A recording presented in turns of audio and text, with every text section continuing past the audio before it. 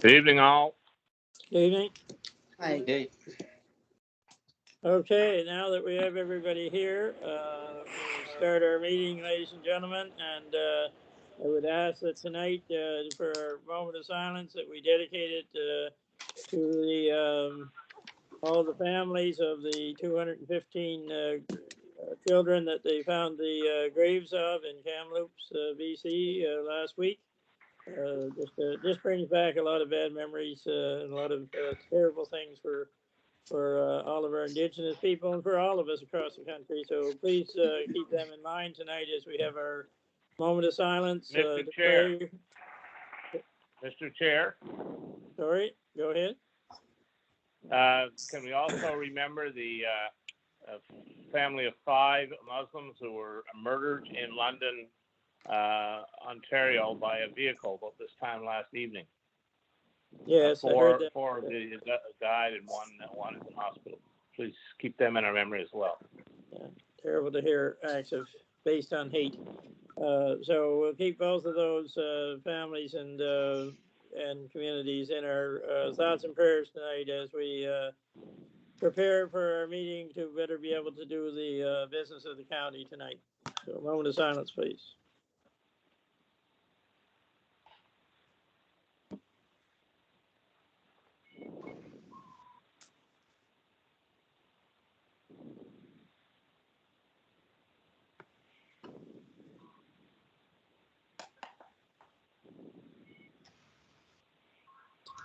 Thank you. So the next item is to the approval of our agenda. Are there any additions to the agenda this evening from what we had published? Okay, hearing none, could I have a motion to approve the agenda, please? So moved, Peter. Seconded, Darla. Moved by Peter, seconded by Darla, that we approve the agenda as sent out to you earlier. Is there anybody against that motion?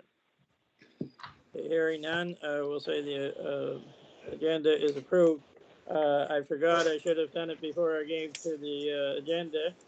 James, I think, got it, not me. I would like to welcome Logan McDowell to our meeting tonight. I believe this is the first meeting Logan's been with us, and he's our new engineer.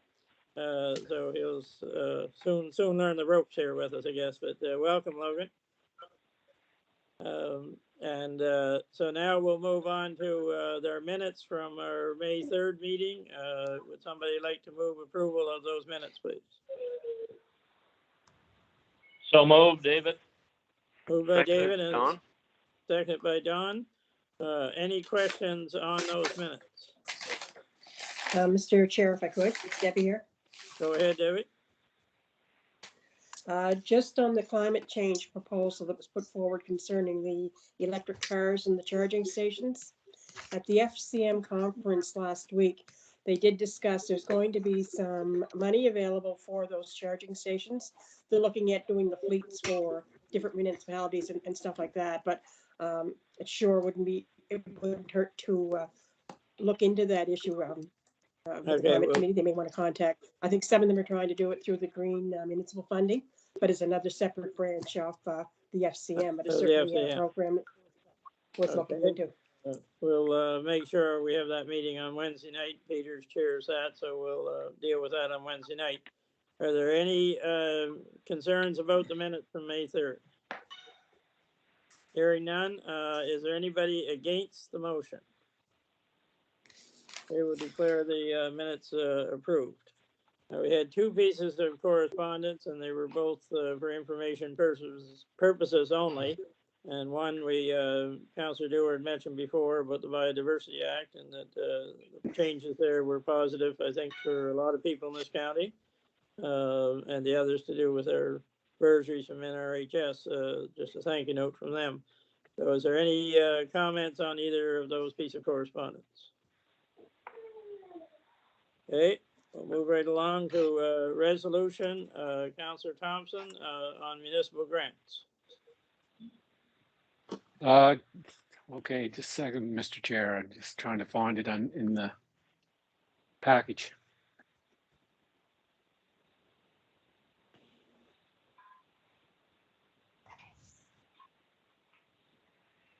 Page 39. Page 39, that's what I'm, okay, we're getting there. 39. Wow.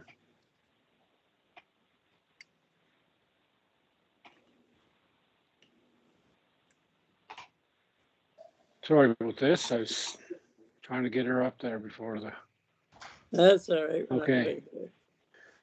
All right, resolution be it resolved by the municipal council for the municipality of the county of Pictou, the council approve the payment of the following municipal grant assistance rate. District 2, Woodburn Cemetery, $3,700.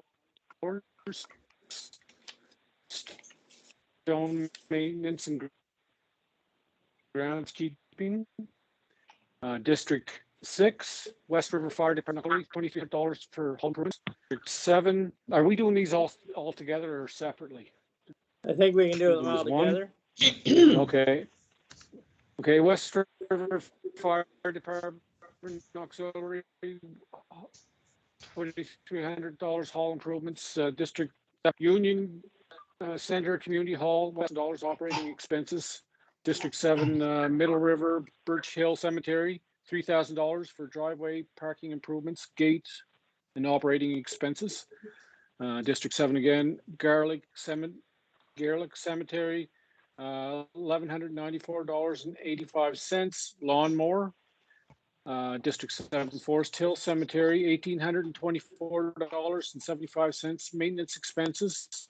District 7 Hill Cemetery, $3,000 stone maintenance, and at Hill and Caledonia Cemetery. District 11 Trustees of the Springville Presbyterian Church, $2,875 heat pump at Church Hall. District 11 Bridgeville Community Club, $2,000 operating expenses. District 11 Plymouth Fire Department, $1,500 equipment purchases. Plymouth Fire Department Ladies Auxiliary, $950 catering equipment. District 11 East River Valley Community Development Association, $1,500 for newsletter expenses, and District 11 Garden of Eden Cemetery, $400 rating and maintenance expenses for a grand total of $27,544.60, dated at Plymouth, Nova Scotia, the 7th.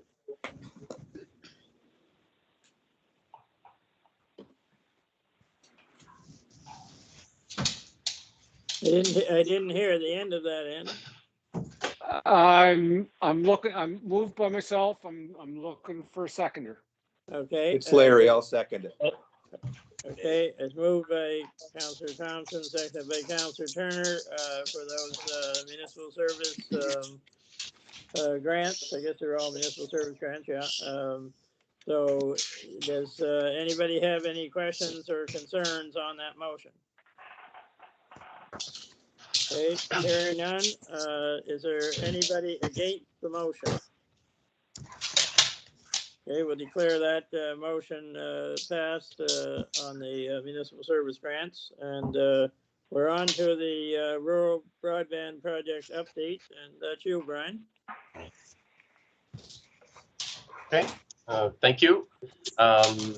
So just by way of update, phase 1 project update, over the last month or so, we've been reviewing the project. We completed an audit with an assessment report and an acceleration plan, which has led to some change directives in kind of the overall design. But at this point, no impact on budget, just making things from a technical standpoint easier to deploy the network. One of the key things still on that phase 1, the fiber build, is the make ready process. So more pressure is being put on the make ready process with Nova Scotia Power. And as well, the team has identified certain areas where it probably makes more sense to look at a varied solution than to wait on make ready process. So there are some small runs that we can potentially accelerate by doing buried, and it would improve the deployment off the network.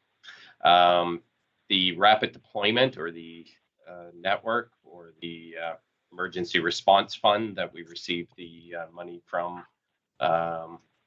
the Universal Broadband Fund, that project is on track and moving forward with the sites and the towers to be built. In the next couple of weeks, there'll be an initial communications plan.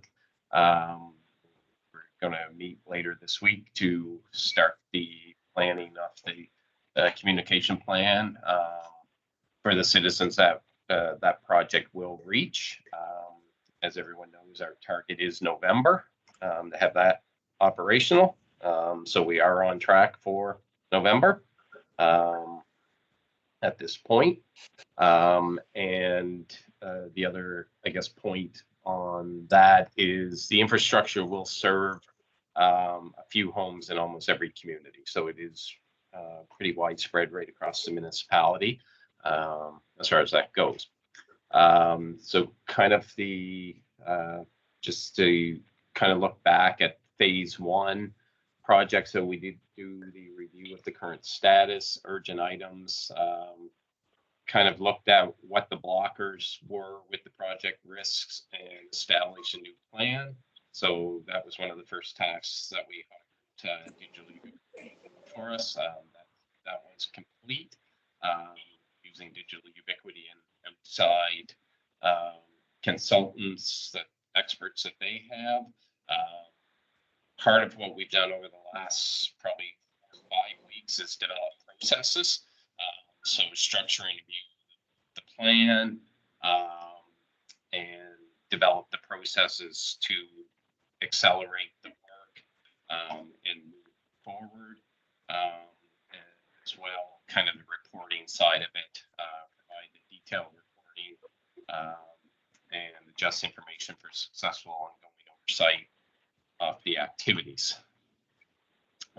Phase one, important updates. The project was reviewed and audited with an assessment report to identify all the risks and challenges. This assessment was done by a panel of third-party experts, and the summary led to a variety of technical recommendations that would help accelerate the plan. The accelerating plan, the project has been held up by kind of the make ready process. However, as there are areas around the municipality and other locations are being looked at for faster buried options in addition to the main building activities. The equipment and materials have been accelerated by improving the supply chain and optimizations, and we put in process an accelerated payment certification process, and really ability to process the funding right across the entire supply chain. Managing kind of the loose ends. One of the things that we've concentrated on was looking at project sites and co-location agreements that were not quite complete. So we've put some effort into those, and most of the co-location agreements are basically at the point of probably signature within the next couple of days. That's critical for the network because co-location at the Halifax Internet Exchange and co-location in Truro are essential for getting basically outside of Pictou County with the internet service. So, and really working to establish some third-party relationships as well that are kind of at the core of the project. So that's kind of phase one. So the next steps that we're looking at from a phase one. It's really to make ready and having what we would call a watchdog of that process, because they've been meeting, but the meetings have really been devoid of any pressure or importance for progress. There've been multiple meetings where crews were basically to evaluate the make readies, but that information just wasn't coming back. The lockdown hasn't helped in the last month, but the meeting that was held last week, some of the make ready permits should be in by July. Some of them are at the process where they were waiting on contractors to start tree trimming as well. Buried areas, project has to work a few areas for submitting, kind of looking at burying the fiber as opposed to on poles. And that's really because of, we look at some of the make ready processes and where we're at in those, we don't think they're far enough along that they'll come anytime soon. So it makes sense for us to look at alternatives for that. And really, I guess one of the key focuses is that construction has to start immediately. The project can't wait for make readies. And additional construction partners have been kind of looked at, and contractors that are available to potentially help accelerate, whether it's through buried trenching or even the fiber runs,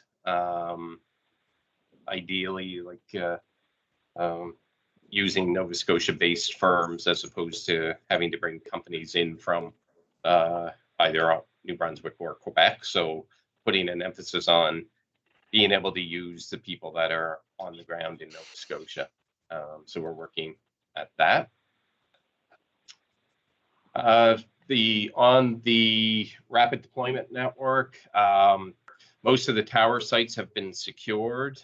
Some sites will require public consultation, and that process has started. There are a few tower sites that typically would, I think, be exempt under the normal kind of rules that we have, but it actually is a condition that is in the final product of the contract between us and the federal government. They require it on all sites. So there's probably 3 or 4 sites that we weren't planning to have to do one on. We now have to do it. So so that process has started. Industry Canada licenses have been submitted, and that's for the wireless component, where we're building towers and we will be communicating between towers with basically a microwave link. We need it to be have licenses for that. So all those licenses have been submitted. All sites have been surveyed again, just for interference. So we did our initial run, and then we've gone back and validated it a second time to make sure that the sites are clear from any interference. The project modeling is done. Project has been modeled and is being tracked in real time by following dashboards for progress monitoring. Equipment is ready to order from various suppliers, and any supply chain issues that have been caused by COVID have now been addressed. So we're in a position to begin ordering the equipment for the rapid deployment network. And in the future, when we're back in, I guess, kind of person, we'll have more kind of visual aids type thing. I'll just I'll share my screen here just to show what the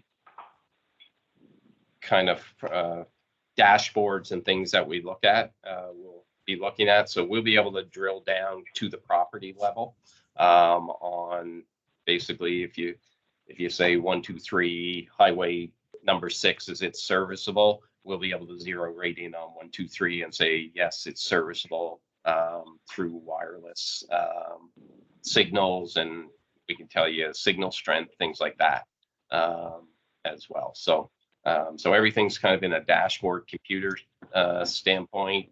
The financials are as well, so we'll be able to track the budget in real time. So some of these modules are just being kind of finalized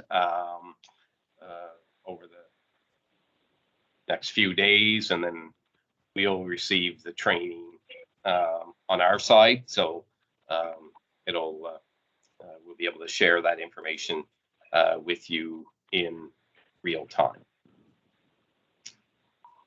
And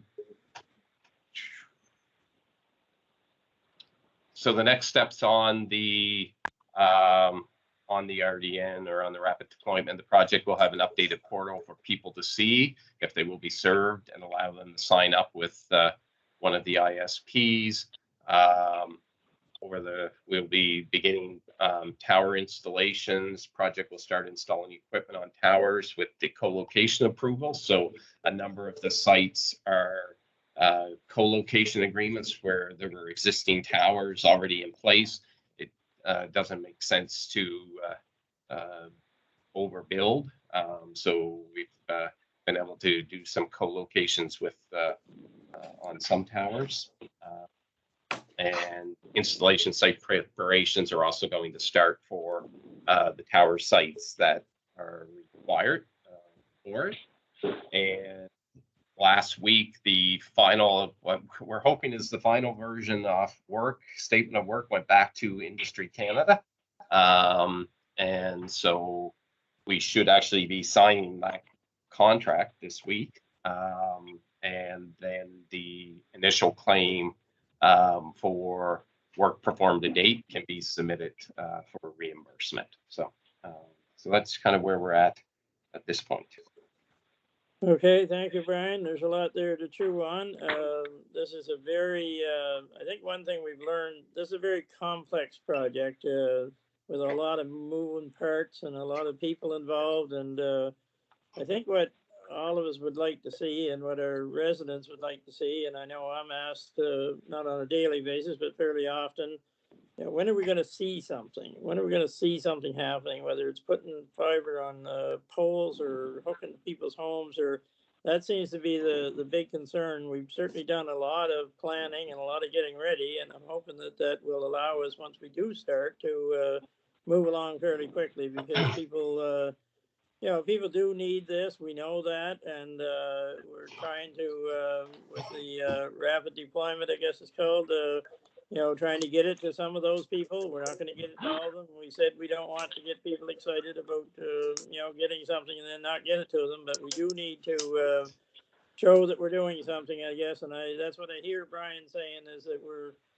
doing everything we can to try and get started on actual construction, that anything that's holding it up has to get out of the way. And Brian, can you give us any type of percentage figure at all on the amount of buried cable that you're talking about when you say, well, in some areas, for whatever reason, we're not going to be able to put it on the poles? Are we talking 5% or 20%, or how much buried? I would say the areas that we're talking as critical, maybe 6 to 7% of the overall fiber build. Phase one. Yeah. Phase one, yeah, 6 to 7%, and again, the reason behind that is simply that we can't get the make ready soon enough, or can't get the work done. Yeah, the make readies are basically dragging on. So when we look at some of the key infrastructure that we're putting up as part of the rapid deployment network, Right. So you look at prime example, Hardwood Hill. where we have the co-location agreement in place to put our equipment. Ultimately, if we can backfeed that tower back to this office with fiber, it improves the quality of the network, right? So that's an area that we've looked at. So that's like we'll say 5 or 6 kilometers maybe from here out. So that's an area where, you know, it makes sense for us to really look at a buried option, because it'll improve the wireless network exponentially, because we have within, I'll say 2 to 3 weeks here, we will have our direct connection from this building into Halifax with our 10 gigabit feed from Eastlink. So just having the fiber link to that tower just improves the overall project, right? So those are the type things we're looking at. And that one is one of the ones then that's not available to put on the poles, to put fiber on the poles. Right? That's why we'd be looking at burying it. Right. It's just not moving at the pace that we needed to move. Yeah. Right. Okay. Thank you. I'm going to open it up to the floor for any questions for Brian on our high-speed internet project, either on the rapid deployment or on the fiber phase 1. Anybody have any questions?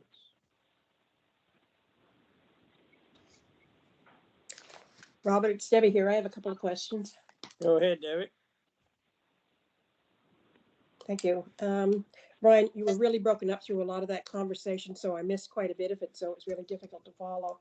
But just on the rapid deployment, you said there are communities spread all over the place that you're going to be able to touch on. Would we be able to get some kind of a list or get an idea of what areas you're talking about? Is it going to be a 2 or 3 in each community, or are they large segments of community? Like, do we have any idea? Yeah, we'll be able to provide you actual mapping that shows the communities that will be served. So we'll be in a position to show you the actual published maps. Okay, and secondly, just on the phase 1, I'm assuming this is the one with Hardwood Hill and all that stuff we talked about earlier that was supposed to be up and running months and months ago. How close are we actually to providing service to customers in that area? Without the make readies, we could be still months away, right? Because we don't have permission to attach to poles at this point. So that's why we're looking at other alternatives. I'm sorry, Brian, you cut totally out there. I'm sorry, what was your answer there?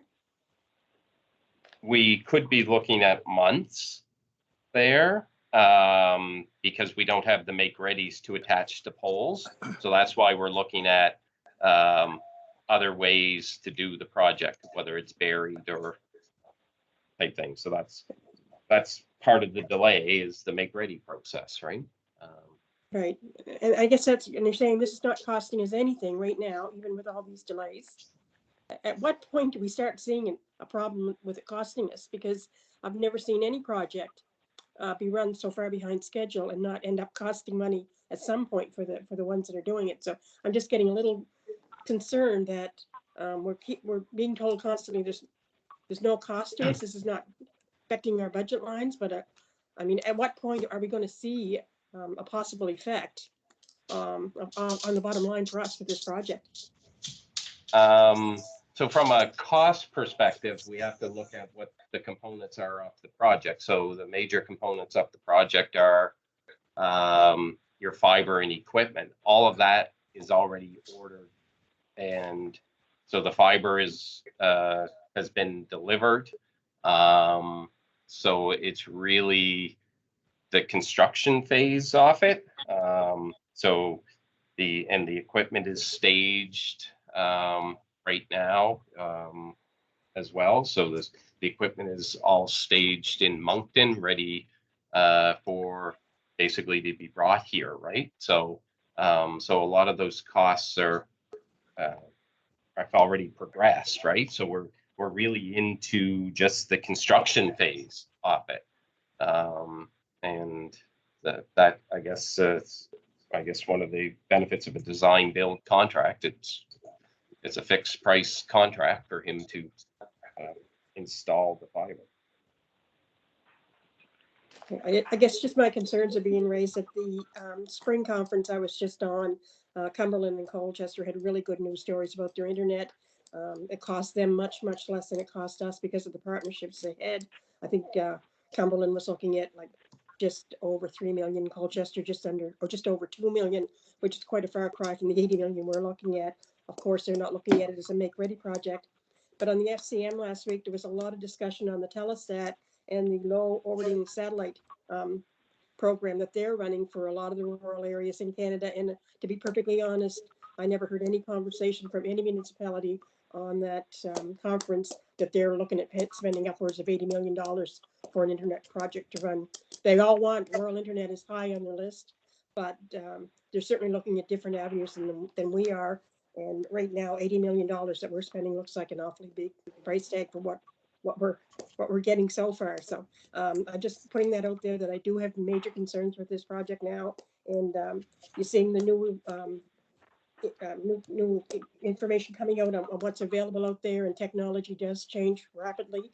And I'm just afraid that we're like 2 years behind now. I don't know how much further behind we're going to get before we start seeing something in the way of this project working for us. And right now, I don't have that feeling. So it's just a concern I have. And after seeing what I saw and heard from the FCM, I'm not sure if we're heading down the right road. But I'll just put that out there. That's my opinion. Thank you.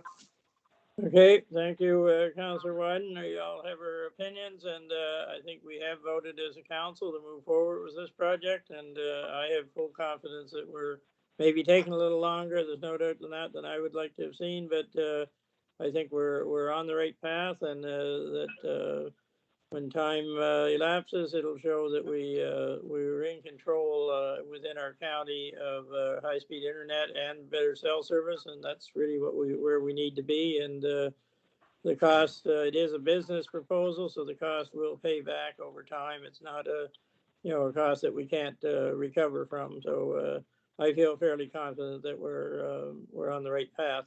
Are there any other questions? Just one more Brian? comment, Mr. Warden, if I could. It's Debbie here. With all due respect, we're looking at, I think you called it a 30-year mortgage, and there's certainly a lot of us around this table that will not see what materializes after 30 years. So, it's nice to think that this is going to be a good project for us, but I do have major concerns with what we're getting ourselves into. Thank you. Okay, and I'm not concerned whether I'm here personally to burn the mortgage, but I'm sure my grandchildren will help to take my place. So I'm not really concerned about that part of it. Are there any other questions for Brian tonight on the high-speed internet project? Just on that, Warden. Go ahead, Councillor Palmer. Yeah, just Brian, with the make ready's taking so long, ring 8. As we move going forward to the other rings, do you see that as being a major problem? Because I recall that being a meeting that Nova told us that they could have the project done if they started in April to the end of April of one year, to March 31st of the next year, they'd have the whole county done. Well, we started how long ago? And ring 8 was supposed to be up and running by December. And here we are in June, and we haven't even laid any fiber yet. So what are the concerns about moving forward? Or are we going to just see how ring 8 takes place and move afterwards? I think it's probably the major concern as we go beyond, right?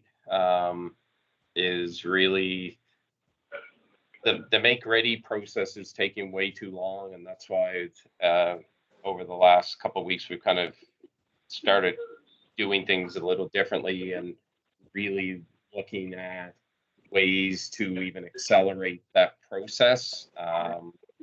And part of it may become political, right, on how that gets moved forward as well, right?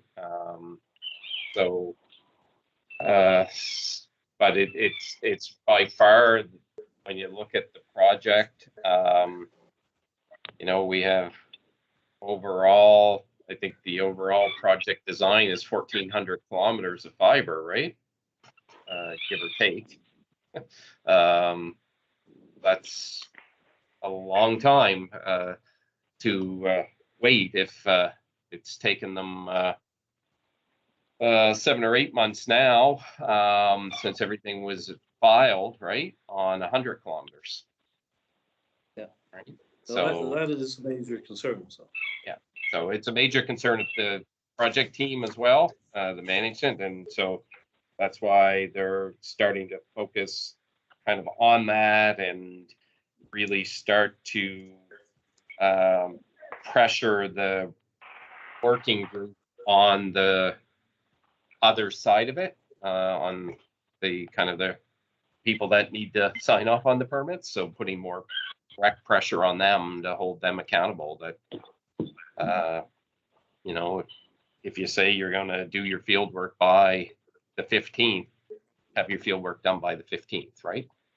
Type thing. So that's where we're starting to put a little more pressure as gently as we can, I guess, without jeopardizing the overall project. So. And as I mentioned many times before, I do have concerns with this project and I don't have grandkids now, but hopefully someday I do. And hopefully they're not paying for the mortgage. So I just hope this project does make a profit and able to pay for itself. So thank you. Brian, can you tell us what, you know, because it appears the major holdup here is these make-readies. Is somebody holding this up, or what is the problem, you know, to make this happen? You know, you have to wonder if somebody doesn't want this to happen and therefore are holding us up. Is that the case, or is it just too long, or just a very long, complicated process? I think we need to know why these make-readies are taking as long as they are. Is it just people that don't want us to succeed, or? It's a complicated process. There's no doubt about that, from start to finish. Our municipality is not unique to other entities that are trying to build telecommunications networks across the country. So there's blockages in every jurisdiction. We're not unique, but while it's a complicated process, it's not that complicated in that all the information is submitted, all the build information is submitted. It's really a survey of what's in the field. Do trees need to be trimmed? Or the poles need to be replaced? Things like that. So the general feeling in the last couple of weeks is that the make-ready process should have been moving along at a much quicker pace than it has been. So in other words, somebody is holding it up. Potentially. Yeah. But okay. Proving that is a totally different thing. Yeah, I realize that, but that may be what we're up against here. Okay, any further questions for Brian on this topic? Yes, Mr. Ward, Andy here. Chester here. Go ahead, Chester. The whole thing's been up in the air ever since Develop Nova Scotia did all their dirt on us. And I thought for sure that minister that came and was going to make things right for us was going to make things right, but now he's not even going to run again. It just seems like Halifax didn't want it to go right from the very beginning, and that amount of money that we were assured that it was going to be ours, which never happened. And you heard me say before, I smelt a rat right from the beginning with that. Okay, and that is just trickling down since 2 years. But anyway, I'm sure that some of the rest of you feel the same way. If they had helped us the way they said we were entitled to, we would have done something, or we would have been further ahead. They can blame it on everything imaginable, but it's time something's getting done. Thank you.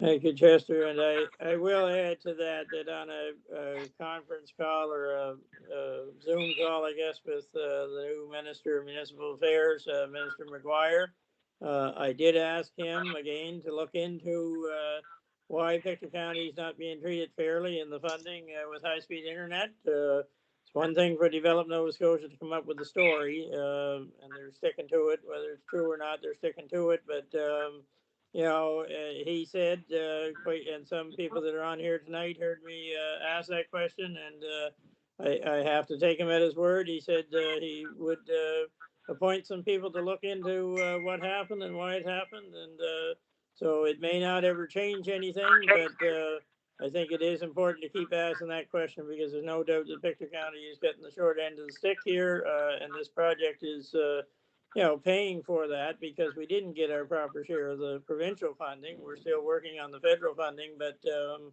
you know, you're right, Chester. That wasn't good for the project from the beginning, and we simply, because of who, I can't say, but somebody got in the way and made sure that Pictou County did not get its fair share of the funding. But if we had allowed certain other groups to take over, then I think probably the funding would have flowed this way. But I just wanted people to know, I did bring it up again, it was only a week or a week and a half ago, I think, in discussion with Minister McGuire. So we'll wait and see if anything transpires from that, but I'm not too hopeful, of course. Okay, any other discussion on Yeah. high-speed internet? Mr. Chair, Andy here. Go ahead, Andy. Brian, I just got a couple questions regarding, I raised a point there during the last update about, there's fiber that's already run down through, from Thorburn down to East River St. Mary's and past. In fact, on the other side of the county line, they already have fiber optic service. But in the Garden of Eden and in East River St. Mary's and all up through that along the 347, the fiber's run. But is there any word on whether they're going to, I guess, light up the community up there, so we don't have to go down there? I mean, there's already been money spent, taxpayer money spent on that line from Thorburn down through to, I think, Goshen or Aspen or somewhere down there. Have you heard anything from anybody at Bell?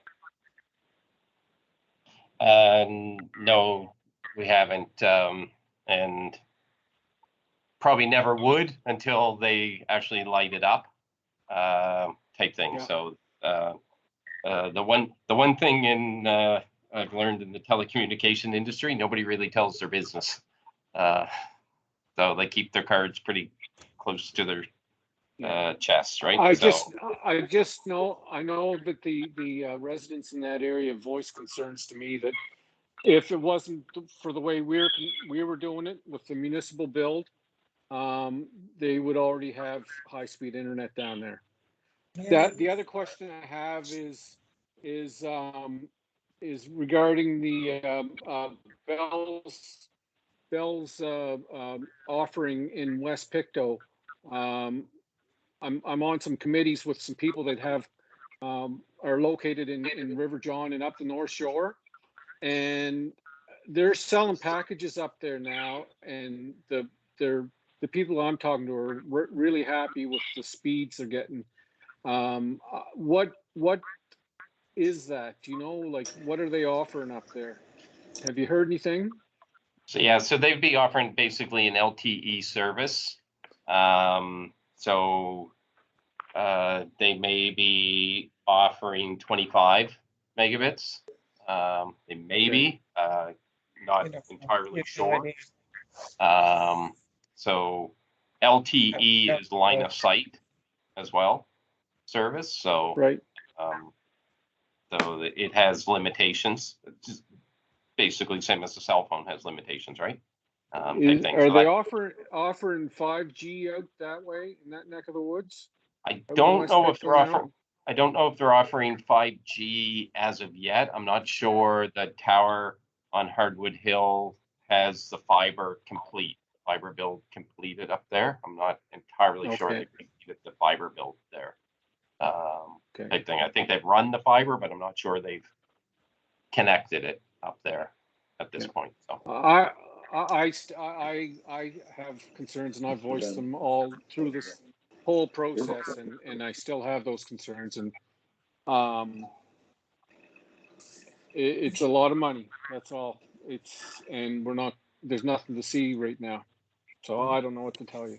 That's all I can say. Okay, thank you, Andy. I think we have to remember that one reason we decided to go this way when we first discussed this back 4 years ago, we didn't want the telcos to be able to tell us, okay, this area is going to get it, and this area is going to get it, and down this road to this far is going to get it. We want it for all of our residents, and what we're talking about here, some is perhaps this area might get it, and if we talk nice to somebody, we might get it down this shore road or down up over this mountain. We want to have it for everybody in Pictou County was the reason we said we want to be in control ourselves.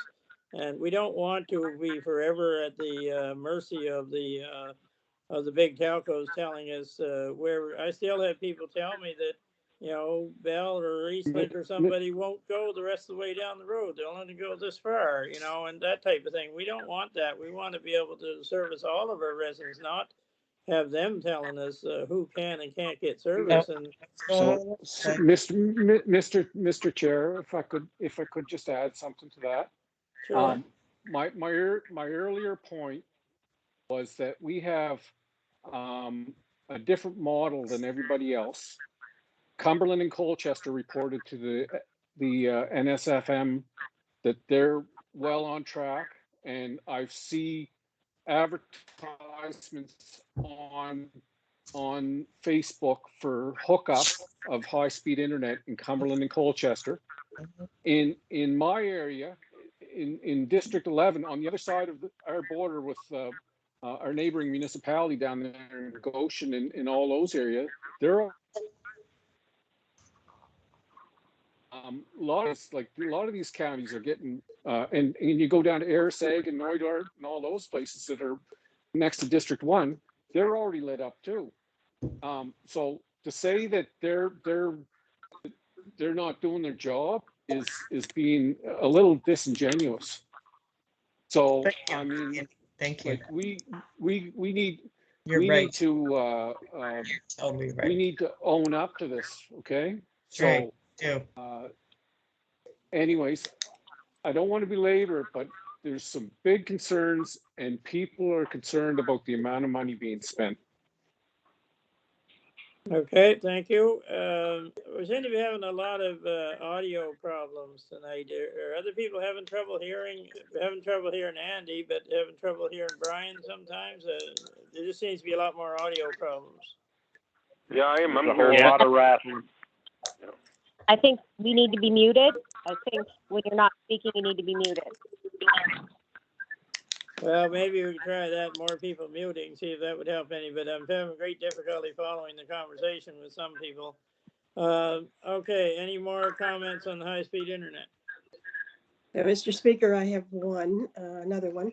I just found out that Macaulay Road in River John, the area you were just talking about, is 5G. So, like I said before, it's a concern that other stuff is being put up and being used, and once a customer gets the service they want, it's very difficult to to get them back. So like I said before, this is taking so long to materialize for us that we're losing business every day with this.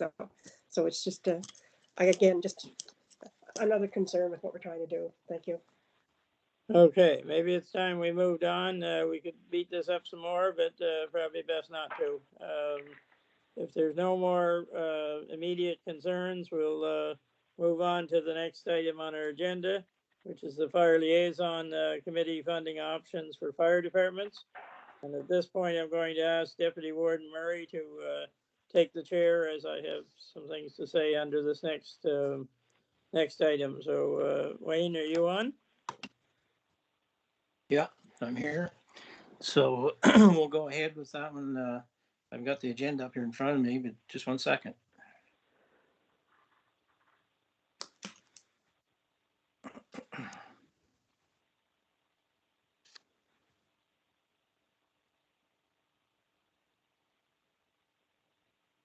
Okay, we found it there. So Brian, I guess you're going to start us and lead us through this here from your report.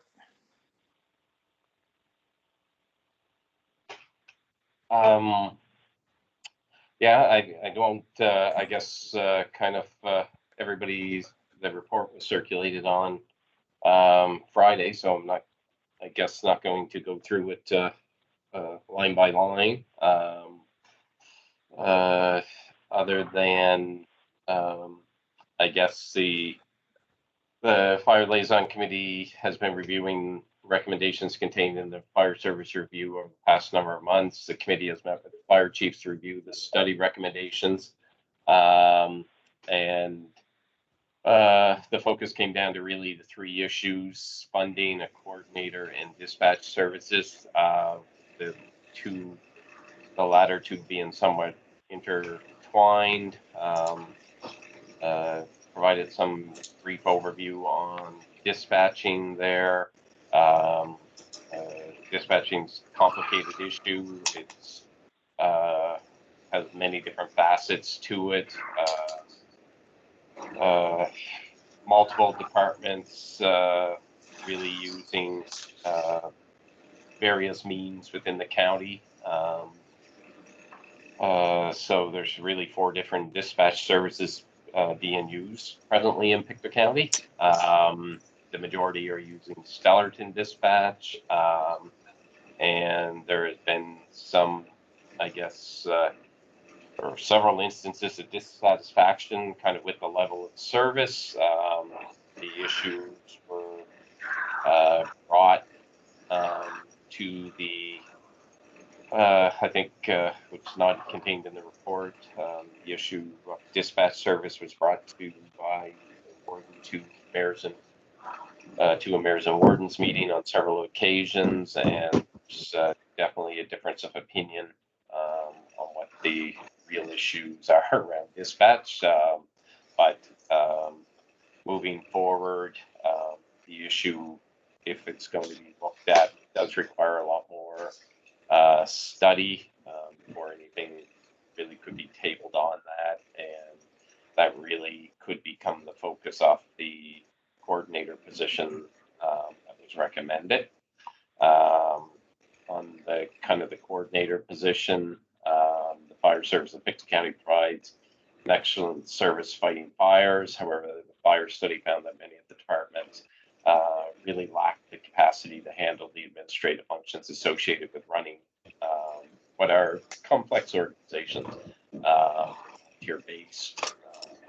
So it identified things like records management, some of the other administrative tasks, training, coordination, procurement, things like that, that if it was done on a more coordinated approach, that the departments could see potentially cost savings and benefits. So there was a number of meetings held. There seemed to be consensus at the meetings that this issue was generally endorsed, as long as the fire coordinator position was not taking away any of the local authority of the fire chief, which was certainly not the objective position at any point. So that would be a new position created within the municipality's organization to deal with public safety. And a sample of the job description was circulated as part of the report. So the real issue, and probably the most contentious issue, is around funding. So one of the core concepts of debate is around level of funding provided to the fire service, and whether or not there is adequate funding. The fire report really alludes to a structural problem, not a financial problem within the service. And that if you kind of fix the structure, then the proper funding should be there to maintain departments. That probably at a political level is not very easy to do. So when the municipality, when you look at where we are compared to other municipalities in the province, our funding level is not really out of line with other municipalities of similar or larger size than us. Kings, Cumberland, East Hants, Lunenburg is slightly higher, or by 2 million higher in themselves. So the issue, I guess, on funding, you could come up with a million different ways to slice the pie, and probably there's infinite ways to look at how funding could be done. So some are complex, some are simple, and so there was a presentation done to the fire chiefs that threw out a couple models at them on ways that we could eventually come to an understanding on funding. Some of the initial feedback and points that we received were constructive, and things that helped kind of shape. I think some of the other proposals that are here tonight, there was good positive feedback that came back from it in different ways to look at things. So as the report just kind of outlines, the first table is really was the distribution for fiscal year 2021, which basically had just a little over $2 million distributed. So then as the report goes on, it talks about what some of the overall objectives are. So one of the overall objectives was to bring 5 of the small departments up to a set level of funding of $90,000, with East River St. Mary's receiving $45,000 due to its cross-jurisdictional setup with the District of St. Mary's. So it does serve 2 municipalities. And the projected levies for 2021 are based upon the departments that would receive the assistance through equalization, raising their levies up to 20 cents, and the 20 cents was based on the highest levy that's currently employed outside of these departments. So the first proposal that is kind of presented in the report is what's called the Abercrombie proposal, and it was really built upon one of the initial proposals that was presented to the fire chief, and it's as simple: the 12 larger departments would contribute 5% to an equalization fund that allows the 5 departments to achieve the above noted funding. So that's depicted in Table 2. Table 3 is what is being referred to as the Scottsburn proposal.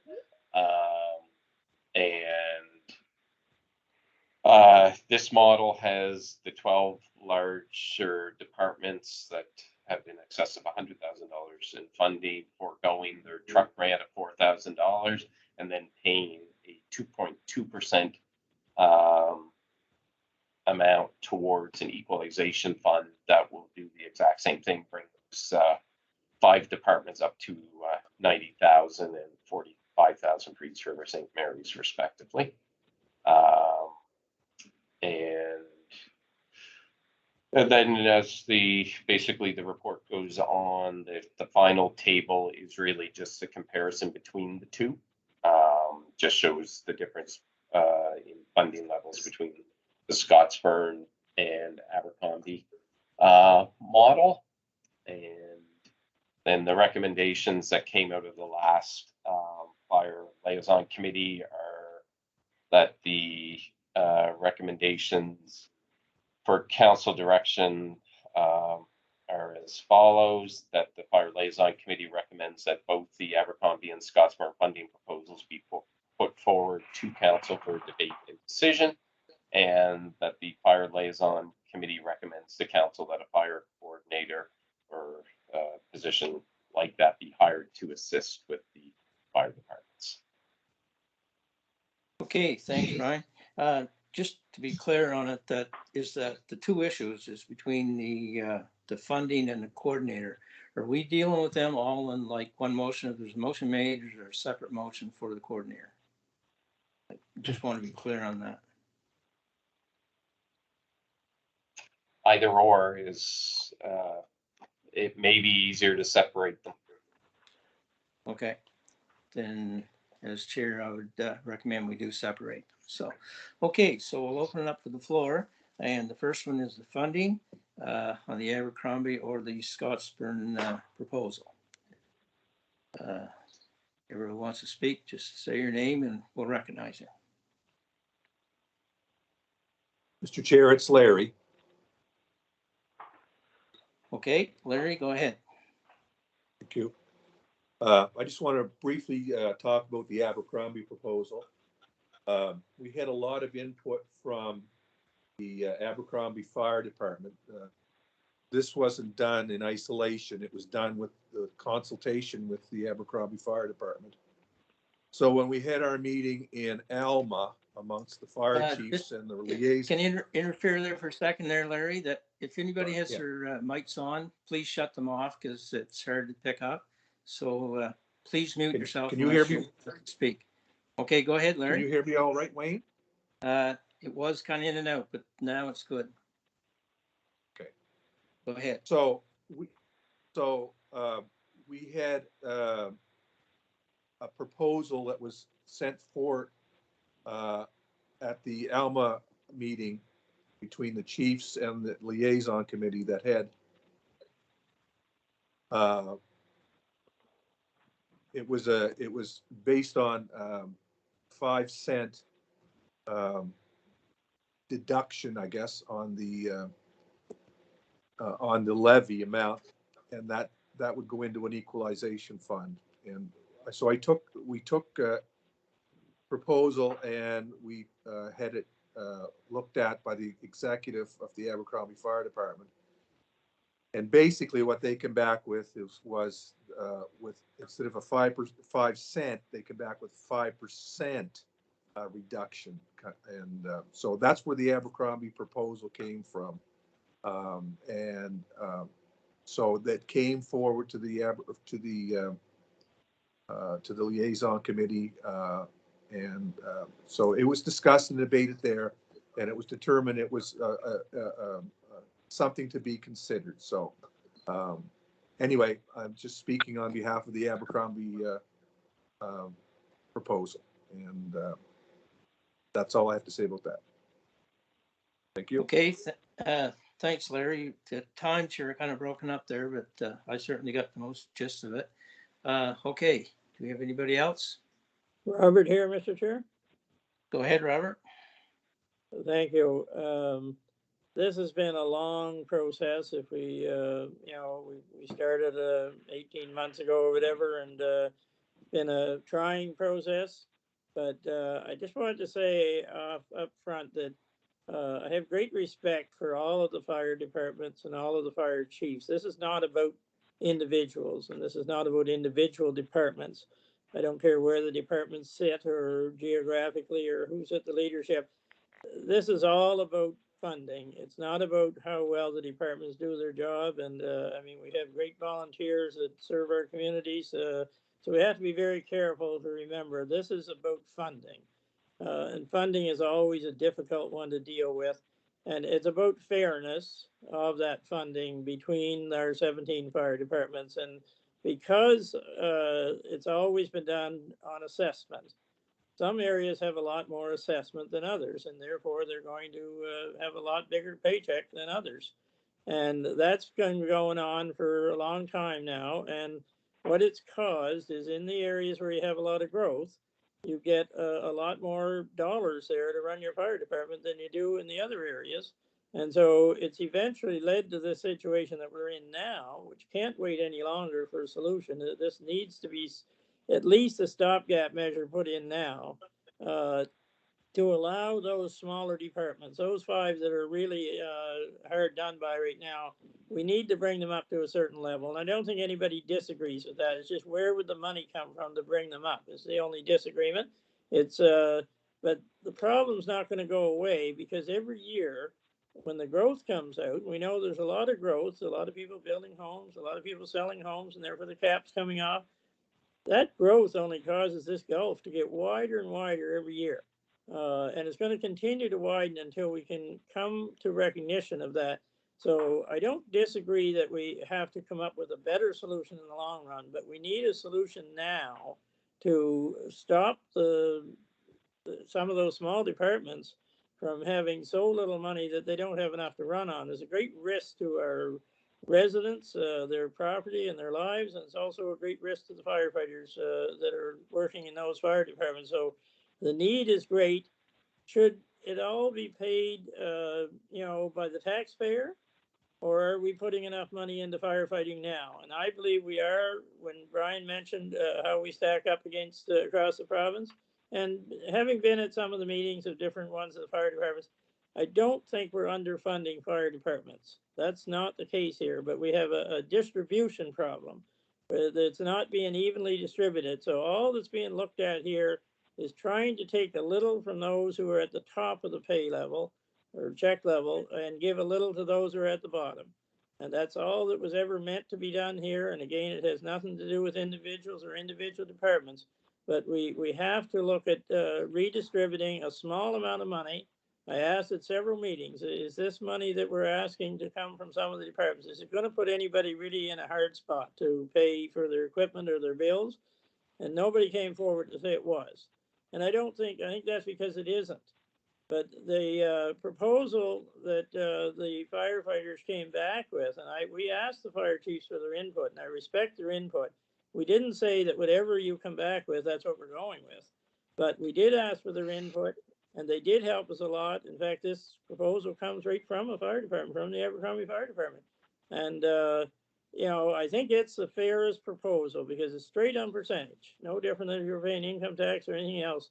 The departments with the highest income will pay a little bit more. The departments with the middle income, I call it, will pay based on their income, 5%.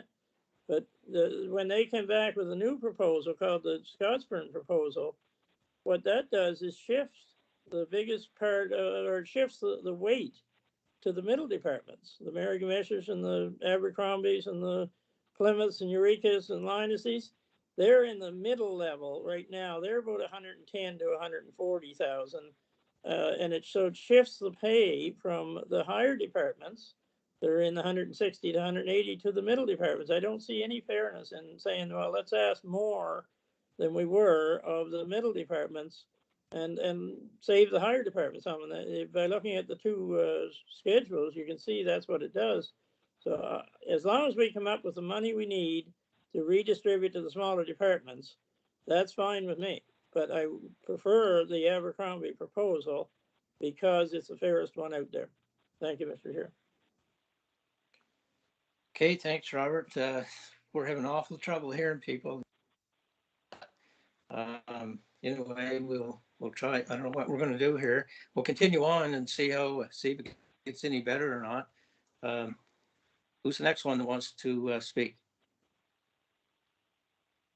I guess I will, Deputy. Yep, go ahead, Randy. Yep. Okay. I'd just like to start off to say that my father's was a fireman for as long as I could remember, up till he retired about 15 years ago. So I have a lot of respect for firemen. They started off in Thorburn, sitting on 5-gallon buckets in an old garage.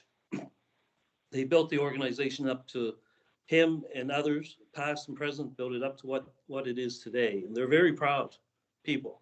They did an excellent job. And as far as financially, they ran it very, very respectfully and everything. Had no problems with the ratepayers, right?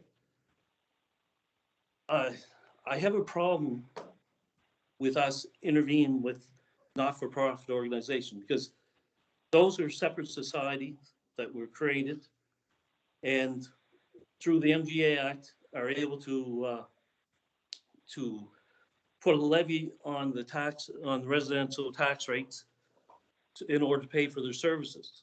And that's what they've done. As far as the county goes, all we do is take the money in and give the money out. Sure, we provide the the truck grant, and then we provide the insurance for them too, very small percentage. But these are volunteers that put many hours in to build these community bases up. And the money that is drawn in is from the tax base from what they serve. It's not, they're going to the residents that they serve to pay for their services. Without those services, what would our insurance rates be on our residential homes? Just think about that. That's what they say. So I don't know why and I heard this through many people, that none of the fire departments really approved the Abercrombie or the Scotsman proposal that was put through by the liaison committee. The fire departments themselves never really approved that. So, you know, I just read the minutes here, and this is from Joe McDonald. Said over the last 20 months, it has been extremely hard and stressful on both sides. While the study was supposed to take 3 to 4 months, it's now taking 20 months. Extraordinary little to show from the study, which I agree. The study, that outfit from Ontario didn't really understand how this fire service works. Study show a little, left us with only fix a few problems that we all knew that were out there. One was the funding for the smaller fire departments. 2 was the dispatch. I've heard that before about dispatch. So we're not really solving, that study never really solved anything or really pushed us to solve anything. I also agree with the proposal that he put forth at one of those meetings. I think it was the May 25th meeting, to give the fire departments, the 17 fire departments, 1 year to come up with a better solution. But for the current year, the 5 smaller departments would pay, their levy will go up 20%. The truck grant for the 12 departments will go towards it. Council's matches that grants for the financial target for the smaller ones, and it'll raise $96,000. And give them 1 year, and they'll have a proposal ready by April 1st of this 2022. And defer the hiring of the coordinator position for 1 year. That's what I agree to. I think that's the way we should go. We should leave it in with the fire departments. Let them come up with try to come up with a solution and go from there. So that's one thing. The other thing I want to speak on is this director of fire services, okay? For emergency services. How much would that person be going in as a salary? What will we be paying that person? Rough estimate. Just before we go any further, you're all broken up, Randy. I can pick, you're coming in and out. Is everybody else having that same problem? Just like to hear from somebody else, because I can hear him maybe fine. it's just mine. I'm not. I can. Yeah, I hear him Wayne's fine. area, I can hear him fine. Turn your video off. Turn your video Right. off, Wayne. This is I can Darla on hear- the I can phone, and hear I it, can right. hear fine. Okay, maybe it's mine here then. Okay, try something there now again, Randy. See if that helps. Okay, my question was, what is the proposed salary for this director of emergency services? Brian, can you comment on that?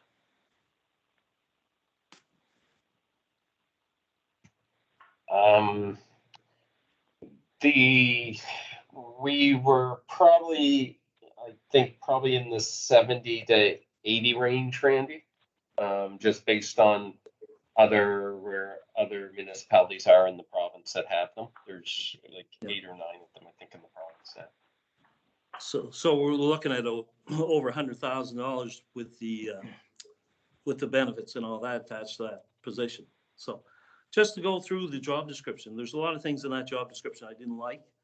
It said overtime, additional roles and responsibility outside the programs and policy development related to volunteer fire service. That's an open-ended statement, man. But then we go on to the fire department operations. assist fire departments with the preparation of annual budgets and long-term capital budget for fire protection services. I know the Thornton Fire Department takes great pride into coming up with a budget that they can operate with and plus do their capital expenditures with. I just don't understand how somebody outside can help them any better. Develop reports and make recommendations for council regarding long-range plans associated with fire and emergency service within the municipality. Unless this municipality wants to take over the fire services and start paying our volunteers, we better watch very carefully what we're doing here. Assist and monitor testing and certification programs. Our firemen are all well-trained. They meet the standards.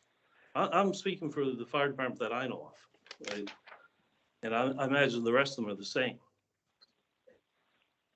Maintain responsibility for care and well-being of all municipally owned public property, ensuring assets, inventory, properly managed, used, stored, and accounted for. Now, I don't know, that's under the fire department's operation, so I don't know if that's talking about the fire department because they're not municipally owned. They're owned by the taxpayers of the district that they serve. And here, I'm not going to go on to all the things, but here's another one. Prepare detailed specifications of level of service performance standards as well as detailed standard procedures. Number 2, maintain liaison with taxpayer, ensuring that service levels and plans are discussed at appropriate levels. Well, we're talking about volunteers here. How can you put a level of service on volunteers? They're doing the best that they can with what they have. They're well trained and they take pride in what they do. I don't think that we should be intervening in each department and telling them how they should be operating. Like I said, they were set up independently and that they're run independently. And that's the way it should be. I do not agree with this here Director of Emergency Services at all. And I think that we should be going forward with what was proposed at the May 25th meeting to give the fire departments a year to come up with something better. This year, if you want to look for funding for the fire departments, this Director of Emergency Services, there's your money right there. You don't have to go any further to find the money for the underfunded departments. Plus, this council, we're going to have to come up with a development officer. So we're looking at hiring 2 more positions, around $100,000 each. If you don't want to put up that tax rate, just start hiring people, and that's how we're going to put up our tax rate, because we won't be able to maintain it. So, but no, I was very disappointed. I think there was very little that came out of that fire study from what I've read about it, and I just think that we should not be voting on either of these and giving it back to the fire departments to come up with their own solution. Thank you. Okay, thanks, Randy. And shutting that video off, it did help quite a bit. Did you have a question there, Randy, for Dawn about the 20 cents, if we can do that legally or not? Yes, I was just wondering about that.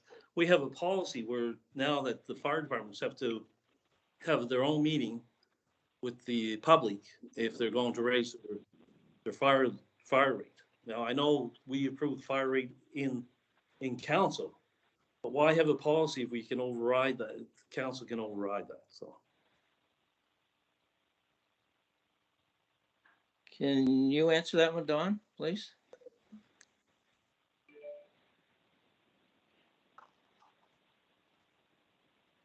Sorry, gentlemen, what was the question, Randy? The question is for those 5 departments that are underfunded, for this current budget year, we're going to bump them up to 20 cents. And some of them are 16 cents and various amounts, right?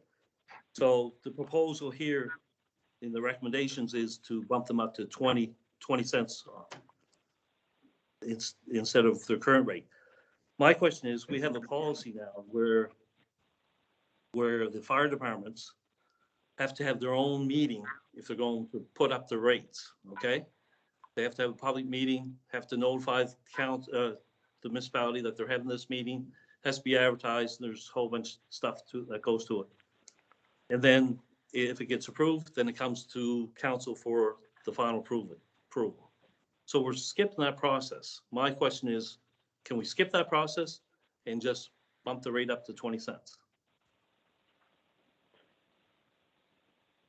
I suspect that it could be done. I just want to look at it very carefully, council, to make sure that the approach isn't running afoul of anything under the MGA. And we can look at that and get back to perhaps for the Property and Financial Services Committee meeting. But yeah, I just I need to look at it to give you a definitive answer.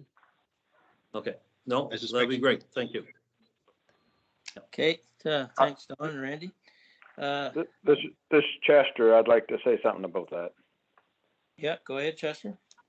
It only came into being in the last 3 years in Eureka, our district department, that they had an annual meeting that the public was invited to. Like, they came miles ahead by doing that, and nobody would go to that. So the last year they decided that they would combine that and be part of the ratepayers meeting that would get a few people there.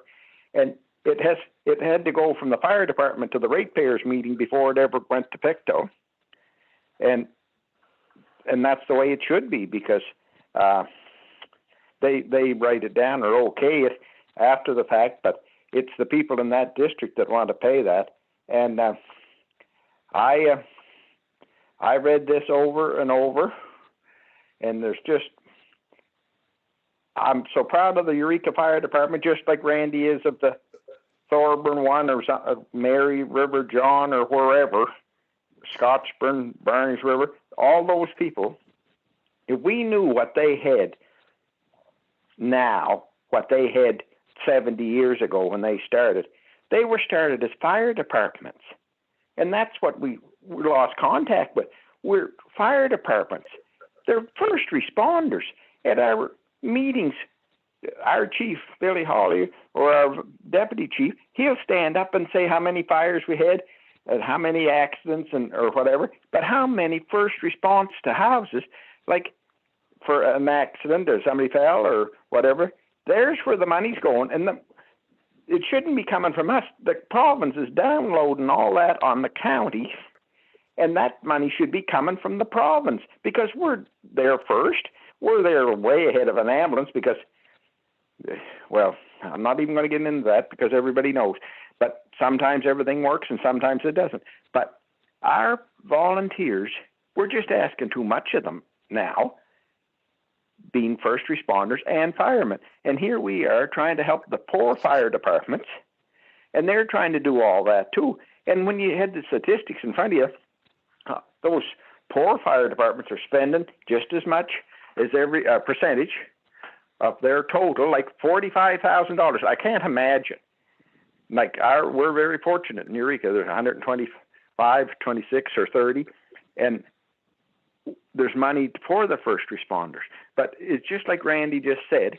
If we could just hold off a little while more, let them talk it out, and maybe we could all get to a meeting with the chiefs and the deputy chiefs or the fire departments and all the councillors, and we wouldn't be on the phones and hear and work things out a little different maybe. I know they went through hell, our people and the chiefs at the liaison meetings, trying to keep everybody happy. Everybody's happy or half happy when they leave the meeting. They go to another meeting. Things are all to hell again. But if we forgot about hiring the boss to tell them volunteers what to do, it's not going to work, because you call over Colchester County or Cumberland County or Halifax County, what they think of those kind of fellows around. It's different in some of them big places because they're paid departments, but our people aren't paid, and we cannot ruin what we got set up so good. Thank you. Okay, thanks, Chester. Next. Wayne, it's Debbie here. I'd like to speak if I could. Yeah, go ahead, Debbie. Thank you. First, just to respond to Warden Parker's comments about the Scottsburn and the Abercrombie proposals. I was at that liaison meeting, and neither one of those proposals were accepted by the fire chiefs. So the fire chiefs of the liaison committee were representing the fire chiefs at that meeting. They did not have the support of the fire chiefs for either one of those proposals to come back to council. So it's very unfortunate that it's still coming to council today. But I will go on and say I was allowed to sit in 2 of the liaison meetings, both May 11th and May 25th. And I have to say that I was somewhat taken aback by how the chiefs were treated by this committee. On May 11th, there were 2 options proposed to the committee, and members were told they had to make a decision that night. The chiefs advised them that neither option was acceptable. And suddenly this Abercrombie proposal was on the table, and the chiefs were advised they had to make a choice that night. Again, they were told by the chiefs they couldn't vote on the Abercrombie proposal as the chiefs had not seen it to give their approval. They were told the council needed an option in time for the budget discussions, and begrudgingly they were given 2 weeks for the chiefs to meet on this Abercrombie proposal. Then at the meeting on May 25th, the chief reps advised the committee that no option was acceptable to the chiefs, but because they wanted to show good faith, they put forth a proposal that basically would give up the truck fund, which is something they wanted to keep, but they were willing to give it up in good faith, and that amounts to about $48,000. And if council could show their good faith by putting up the rest, and this would carry through for 1 year, and by then the chiefs had hoped to have an agreement solution by April of 2022. They want to work in this problem. It is a problem. They tried to explain that they could not speak to any other proposal on the chief's behalf, but that just seemed to fall on deaf ears. That's when the Scottsburn proposal came forward. But again, the chiefs at that meeting explained they could not vote on behalf of the chiefs because they had not agreed to this proposal. But again, this comment was ignored by the committee. And here we are tonight with this resolution, which again, I state, does not have the support of the 17 chiefs. Neither one of them do. So our fire departments must set their rates in February for our council, especially if planning a rate increase.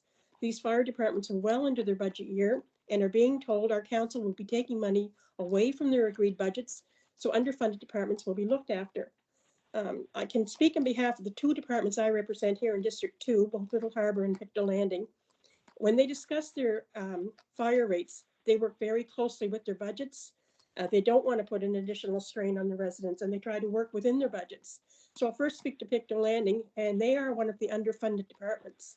I've been advised by both their chief and their past chief, this issue needs to be done right and should not be forced through just to get it done. They want a solution that will work, and the only way to do that is through an organized negotiation with the right people at the table. This issue is not new and it's not unique to Victor County. These underfunded departments are not going to fold up right away and die off if this proposal takes another year. And this is from an underfunded one. They want us to work in something that will work. Now on to Little Harbor again. It's the middle of the budget year and we are taking upwards of $10,000 from this department. And I know our warden stated that this won't bankrupt you, but it will most definitely put constraints on that should it happen. Look at all our fire departments. Little Harbor is a well-run, it's an organized fire department, and this council is looking to upset this. Their fire rates were increased by 2 cents this year as they are saving towards a new fire truck within the next year or so. If this resolution is passed tonight by council, this puts their truck purchase in jeopardy as the money they increased to is being clawed back by this council. None of the fire departments are being given the chance to recoup any of the monies lost to this proposal as rate increases are frozen for 3 years. Robert, like you're a small business owner, and can you honestly say that taking $10,000 hit on your current budget wouldn't hurt? And again, probably wouldn't bankrupt you, but it would still cause you pain. An issue totally overlooked by our liaison committee is the amount of fundraising done by most departments. Why should they bother to raise funds if this council is only going to claw them back from them? What's the incentive to keep doing this? Look at the time spent training or looking after their equipment in their fire halls. Where's the encouragement to do any fundraising? The fundraising does more too than just buy needed equipment. In Little Harbor, for example, they donate to the food bank. They've donated to our pickleball committee. They donate to muscular dystrophy and much, much more. It just goes on. Their fire departments are very community-minded organizations. All of them are, and they are always ready to step forward. And Little Harbor has even recently donated $5,000 of boulder equipment to the sister station, which is Pictou Landing. This is how these teams work. So please do not consider railroading them with this resolution tonight. You've poked a bear that didn't need poking. My residents are upset that the monies they recommended for their own fire departments are being callously taken away from them. And that's just how they see it. This has been a year of COVID restraints, which has not helped this at all. We cannot meet with our fire chiefs, we can't meet with our fire departments, and we can't meet with our residents. This resolution tonight is totally unacceptable. You talk of being an open and a transparent council, but I just do not support that. Look at the problems I had just to observe a committee meeting of council, let alone dare to ask for a report. The solution we are looking to come up with for underfunded fire departments has to be done openly and transparently to succeed. This committee is pitting fire departments against each other. We have a mutual aid system that is second to none, and you're jeopardizing that whole organization. This issue needs to be fixed by the fire departments with guidance from the council. It shouldn't be pushed through kicking and screaming. As far as the coordinator's position is concerned, the fire chiefs feel this position should be on hold. And as I say, listen to your fire departments. If this is the council decision, as you have said at the May 11th meeting, then why did it have to come to be part of this recommendation tonight? As a councillor, I will not support our council hiring a coordinator. This is an expense we do not need right now. If you are serious about wanting a coordinator to work with the fire departments, then again, this is no way to force the position on them. This person will be a well-paid individual who will be ordering our volunteers around. Just how long will our volunteers accept that? And again, you're just poking a bear. We paid over $65,000 for a fire study that was supposed to address this issue, but it went badly off track and became a study on the insurance needs instead of the departments, and now it's sitting on a shelf. We did an insurance study a couple of years ago for something like $30,000 or $35,000. That one wasn't even completed. So we've spent almost $100,000 for nothing, and yet you reject a proposal brought forth by the chiefs that would get them through another year. If our fire departments are so flushed, as some of you seem to believe they are, then please explain to me why so many of them apply for municipal service grant money every year to help balance out their budgets for buying equipment. I think you are sadly off your mark that we take in enough money for all the departments to thrive. The issue needs much more work. We should not be robbing Peter to pay Paul. I just cannot and I will not support such a resolution that only serves to attack the fire departments, who are the very backbone of our communities. Thank you. Okay, thanks, Debbie. Next one. Don? Peter? Dawn was there first, Peter, so we'll let Dawn go and then you'll be next. Go ahead, Dawn. Thank you, Mr. Chair. Over my 5 years on council, I have been a member of the Fire Liaison Committee. And during that time, certainly the topic of underfunded fire departments and what to do about this problem has come up many times. Like many of you, I was delighted when the decision was made to hire the fire underwriters to do a fire study. Unfortunately, that study took much longer than planned and probably created more questions than answers. It became the job of the Fire Liaison Committee to reach out to the fire chiefs to share the highlights of the study with the chiefs and to seek their input as we moved forward. That is why we communicated with the chiefs on 6 different occasions. COVID restrictions made the task a greater challenge, but we persevered. As we presented our path forward, we listened and we made changes from what we had initially started with. For example, the chief said one of the first things that had to happen was for the have-not departments to raise their levy to 20 cents. If we were going to help them, then they have to help themselves as well. What's the thinking? We agreed with this idea. We at first suggested that a reserve fund be built up over the next 3 years. The chiefs did not agree with this idea, so we dropped it. They also argued that year-over-year growth was to stay with the departments.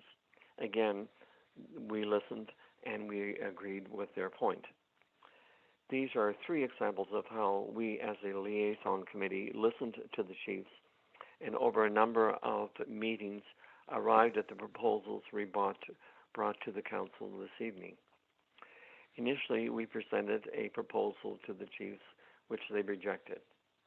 the fact that the only two proposals we felt worthy of bringing to council came from fire departments, again tells you that we actually did listen. These two proposals may not be perfect, but together our committee felt they address the issue of underfunded fire departments and offer a path forward to assist them. And I can tell you that as chairman of the committee, that the committee has worked very hard under trying circumstances, and it has not been an easy task. However, we feel that the proposals which have come from the fire departments are the best to bring before council. And I will be supporting the Abercrombie proposal. Thank you. Thanks, Don. Peter, you're next. Yeah, thank you. No, do a lot of listening here, what's going on and what's happening, and I talk to a lot of firemen and that. One thing that I would like to say is that I'm in total agreement that I think Councillor Walden said there that the one from the Scottsburn Fire Department that never went through their board or their other firemen or nothing, or chiefs. It just was something they put together, which I don't know why that's even here tonight. I said that at the meeting, and I'll say it again. So, I mean, I did say that at that meeting. But the other thing is, so Abercrombie should be the only one on the board.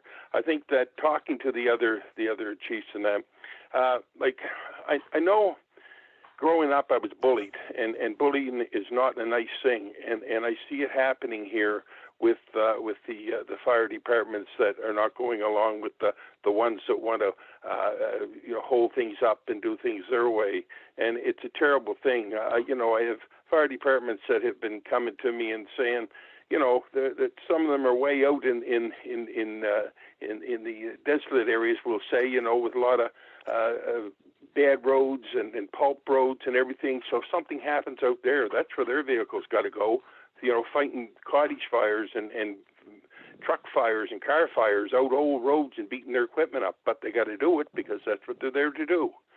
Now, it's fair to see again, I think Abercrombie put a good proposal together.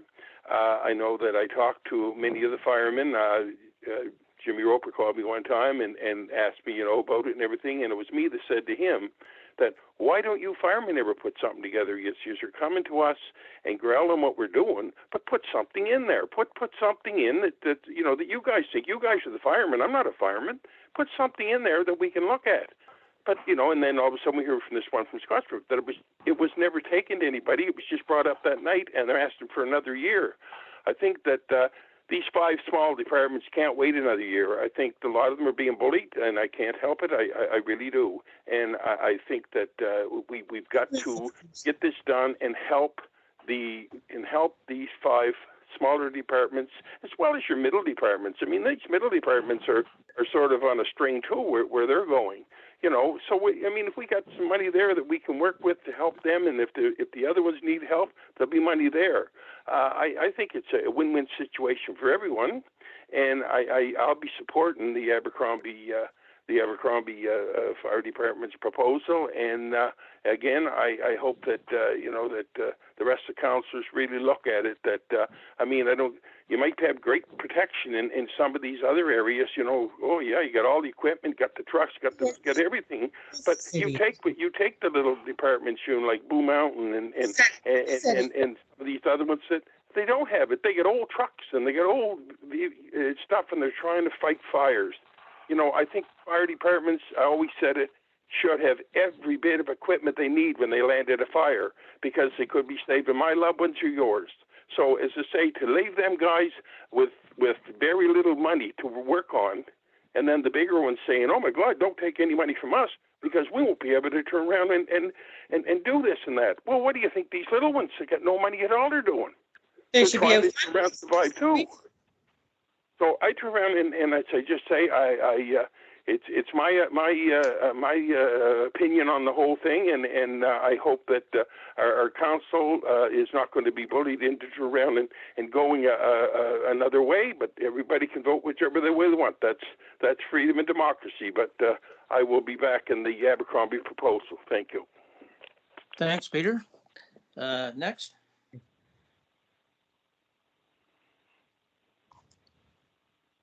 Anybody else want to speak on it? Yeah, Mr. Chair, it's Andy here. Yeah, go ahead, Andy. Okay, just, I don't want to repeat all what's already been said, but I'm blessed with 4 fire departments in my district, and 3 of them are, I guess if you want to call them the underfunded or the have-nots. So it's tough not to take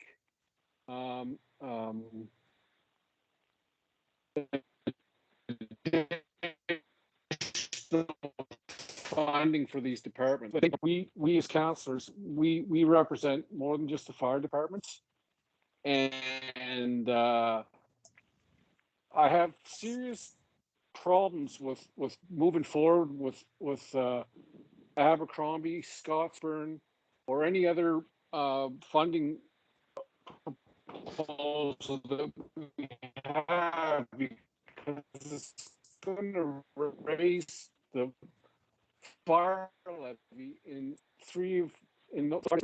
without proper notification, public meetings, and in my 4th fire department in Plymouth, their concern is that they can't have a public meeting to discuss this.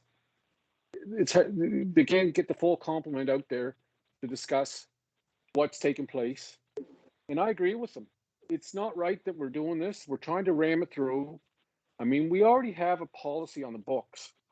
And the policy on the books, area rates, they have to be set at a public meeting.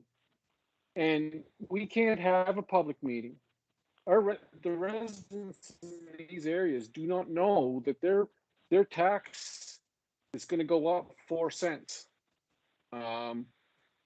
It's bad timing. The only thing we have control over is that truck grant.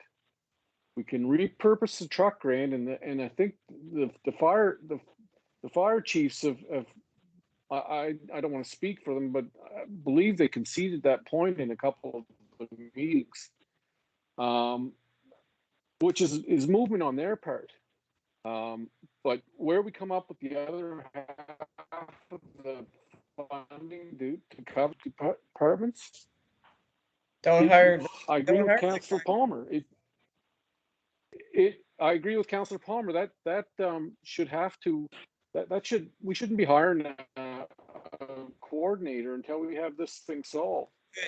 Good And job. council should be looking after that cost. But your fire rates have to be set and adjusted the rate by February 28th of that year for the following.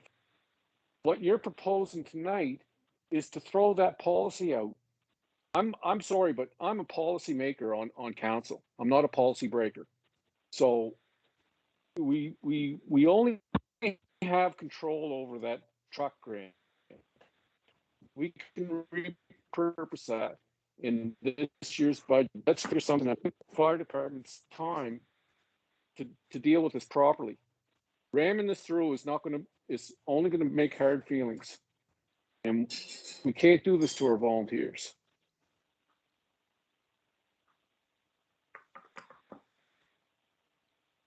Thank you. Okay, thanks, Andy. I had caught most of it, but there's quite a bit of breakup. It might be just in my end here. Any other councillor then want to speak? David here. Go ahead, David. I also had a lot of trouble hearing Andy in particular. Some are very clear. Randy, for example, is excellent, but Andy was very broken up. I'm going to try to keep this at a fairly high level. We've heard most of the arguments against. We did agree to do a fire study, and as Councillor Butler has pointed out, it took some time. COVID has picked it up. I don't think we should be using COVID as an excuse not to improve and what we're talking about here is improving the administration, not the day-to-day operations, not what the fire chief looks after, firefighting, first responding, and so on. There are several areas within administration where things can be improved and probably save all of the money that we need to make the distribution of the levies more fair and, in fact, to pay for a fire service coordinator. Now, I'm in touch regularly with 3 different departments, 2 in my district, Alma and West River, and one that my son-in-law belongs to in Colchester County, Brookfield. They've had a fire service coordinator as long as he's been involved with there quite a number of years. He doesn't see it as an issue. But you can always see somebody else that's coming in and going to make some directives as being an issue. Now, I go back to the fact that we, the council, has a duty of oversight. Okay, keyword, oversight. Okay, and one way to do that, right now, in my humble opinion, we have not been providing really any oversight. One way to do that is through a fire service coordinator. And that will help them with budgeting. That will help them with financial statements. Look at some of the financial statements that come in. They are a mess. Okay, and an auditor, if there ever was municipal auditor, we would be in trouble. Financial control and reporting, bulk purchase of equipment, making sure that the standards are being met with that equipment, making sure that training standards and so on are being met. There's all kinds of things that a coordinator can do to help the various fire departments operate more efficiently. Okay, we've been at this now for more than 3 years, and what we're seeing tonight by some councillors, quite frankly, is an attempt to stall it for another year. Well, 3 years ago, we granted $150,000 to 5 different departments, and we gave them a year then, come up with a plan, nothing. Now we've gone through another 20 months of fire study and still nothing. So I have no hope that they will ever come up with a meaningful plan. Now I want to talk a little bit about equalization, and that's essentially what we're talking about here. And this is the funding part of it. Equalization is a well-established governmental principle, certainly here in Canada. We have equalization. Alberta screams about it all the time. Money is taken from those who have more and distributed to some of those who have less. We, Nova Scotia, have been a primary beneficiary of equalization. We have found out over the last 20 months that our healthcare system in Nova Scotia is quite fragile. Imagine how fragile it would be if we did not have equalization funds. That's just an example. That's an emergency service, obviously. The other thing I want to talk about is capital. Now, we also have equalization. Before I leave that topic, the province has an equalization fund, and we get a small amount of that here in the county of Pictou. But we would not have the towns of Trenton, Pictou, and Westville if there was not an equalization fund here in this province. Okay, so equalization is a well-established principle, and the reason I'll be supporting the Abercrombie proposal is because it moves a little closer towards equalization. It is not perfect, nor do I believe that the formula that we are looking at tonight, there will be ongoing debate and adjustment as time goes on, because the growth in this county, as we all are aware, is not even. It's growing much faster along the shore. I'm talking about the growth of assessment and maybe population. We have to adjust our voting districts every 8 years, I think it is, to allow for population changes. Well, we're going to have to adjust our funding formulas over time. So this is not the be-all and the end-all. This is not the end of the world. This is trying to move towards a more equitable equalization formula. I want to talk a little bit about our capital budget. Typically, we spend a couple $1 million a year on average, went back and checked, on capital. Okay, Now, capital is spent primarily on J-class roads. We pave some of them every year or build them up. We spend it particularly on water and sewer, and we spend some on sidewalks. My district has 0 of all 4 of those items. We have no J-class roads. We have no sidewalks. We have no water and no sewer. I'll qualify on the water. We have a little pit that goes down to the Middle River on the Pump Road. That was put in by the town of Westville. Did not come from the county of Pictou. So should my district be screaming and saying, oh, we shouldn't have to pay for capital, none of it flows to us. It's all going to River John or Scottsburn or Plymouth or wherever. And there are a couple of other districts, I believe District 3 and District 1 also capital. My point is, if we're going to start slicing and dicing and saying, oh, this district needs should have a reduced rate, okay? And right now we're looking at a proposal where we're locking in the highest possible rate for 5 of these districts. I'm not sure that's fair. I'm sure that's something we should probably revisit in a couple of years' time. And that's my point. This is not the end of the world. This is going to be an evolving process.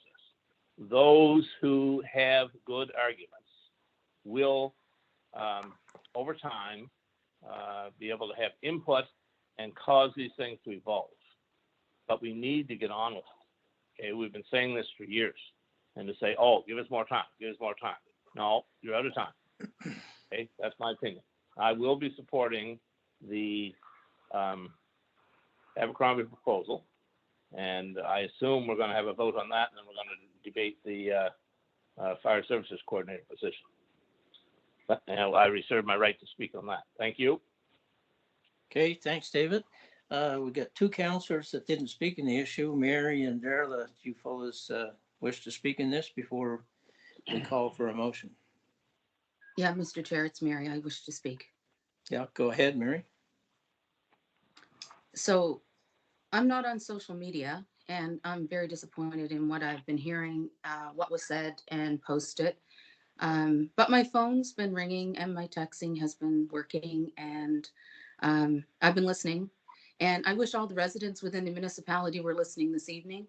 I also would feel better if this was an in-person meeting, but it's not. And meetings of council are open to the public when held in the chambers. And since COVID, our meetings are available to the public virtually. And I think that's a must, that everybody should know that. There's no secrets. Our meetings are open.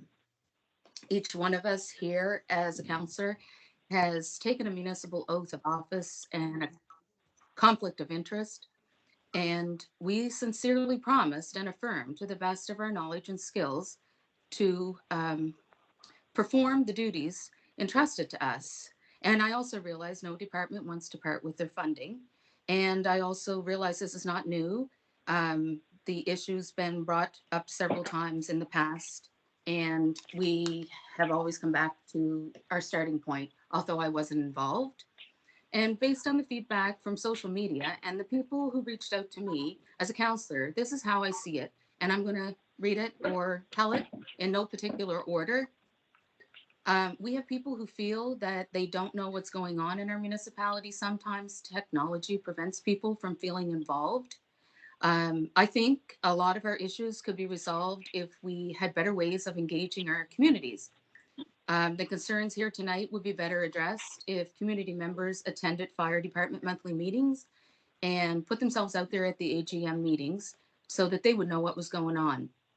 The question is, can a budget over $2 million provide for all the fire departments to maintain the same level? The answer, I guess, is no. That's why this has to be addressed. It is a funding issue.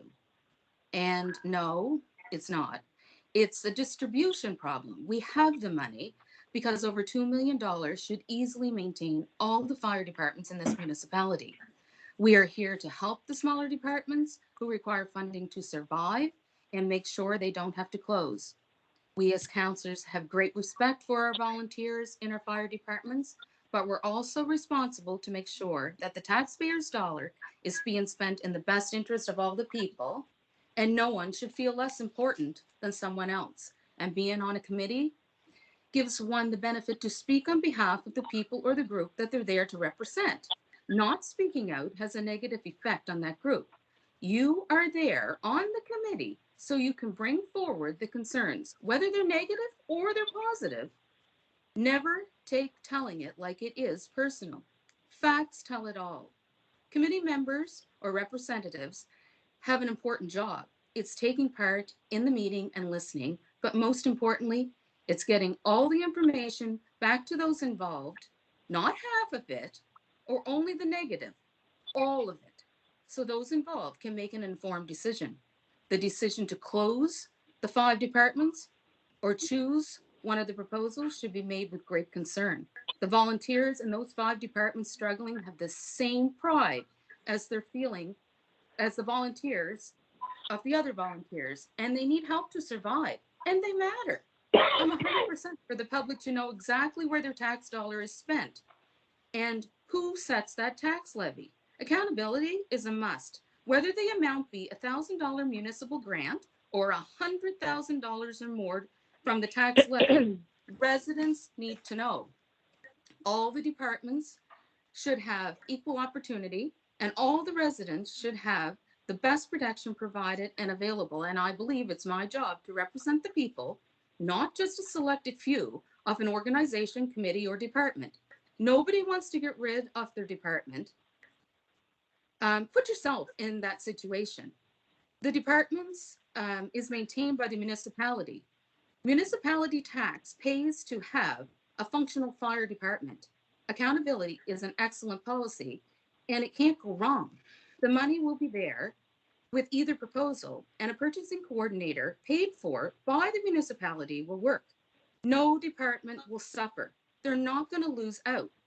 It's just going to be better structured, and it's going to allow a consistent update once things are put in place, such as the dates of the purchase, expiry dates, years of vehicles, and amounts and details are all gathered. So large spending can be on a needed basis as updates are required.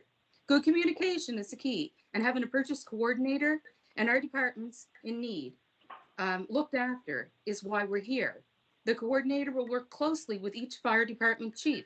A job description was available to the fire chiefs on the liaison committee meeting, and I'm hoping that they share that information with their volunteers so they know what the coordinator can do for them.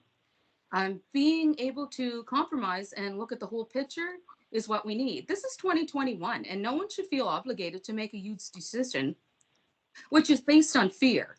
Fear of how someone will behave or react. Council has the power to make this decision without no discussion. But we chose to include its volunteers and form a fire liaison committee, which included the department's chiefs that represented the fire department members.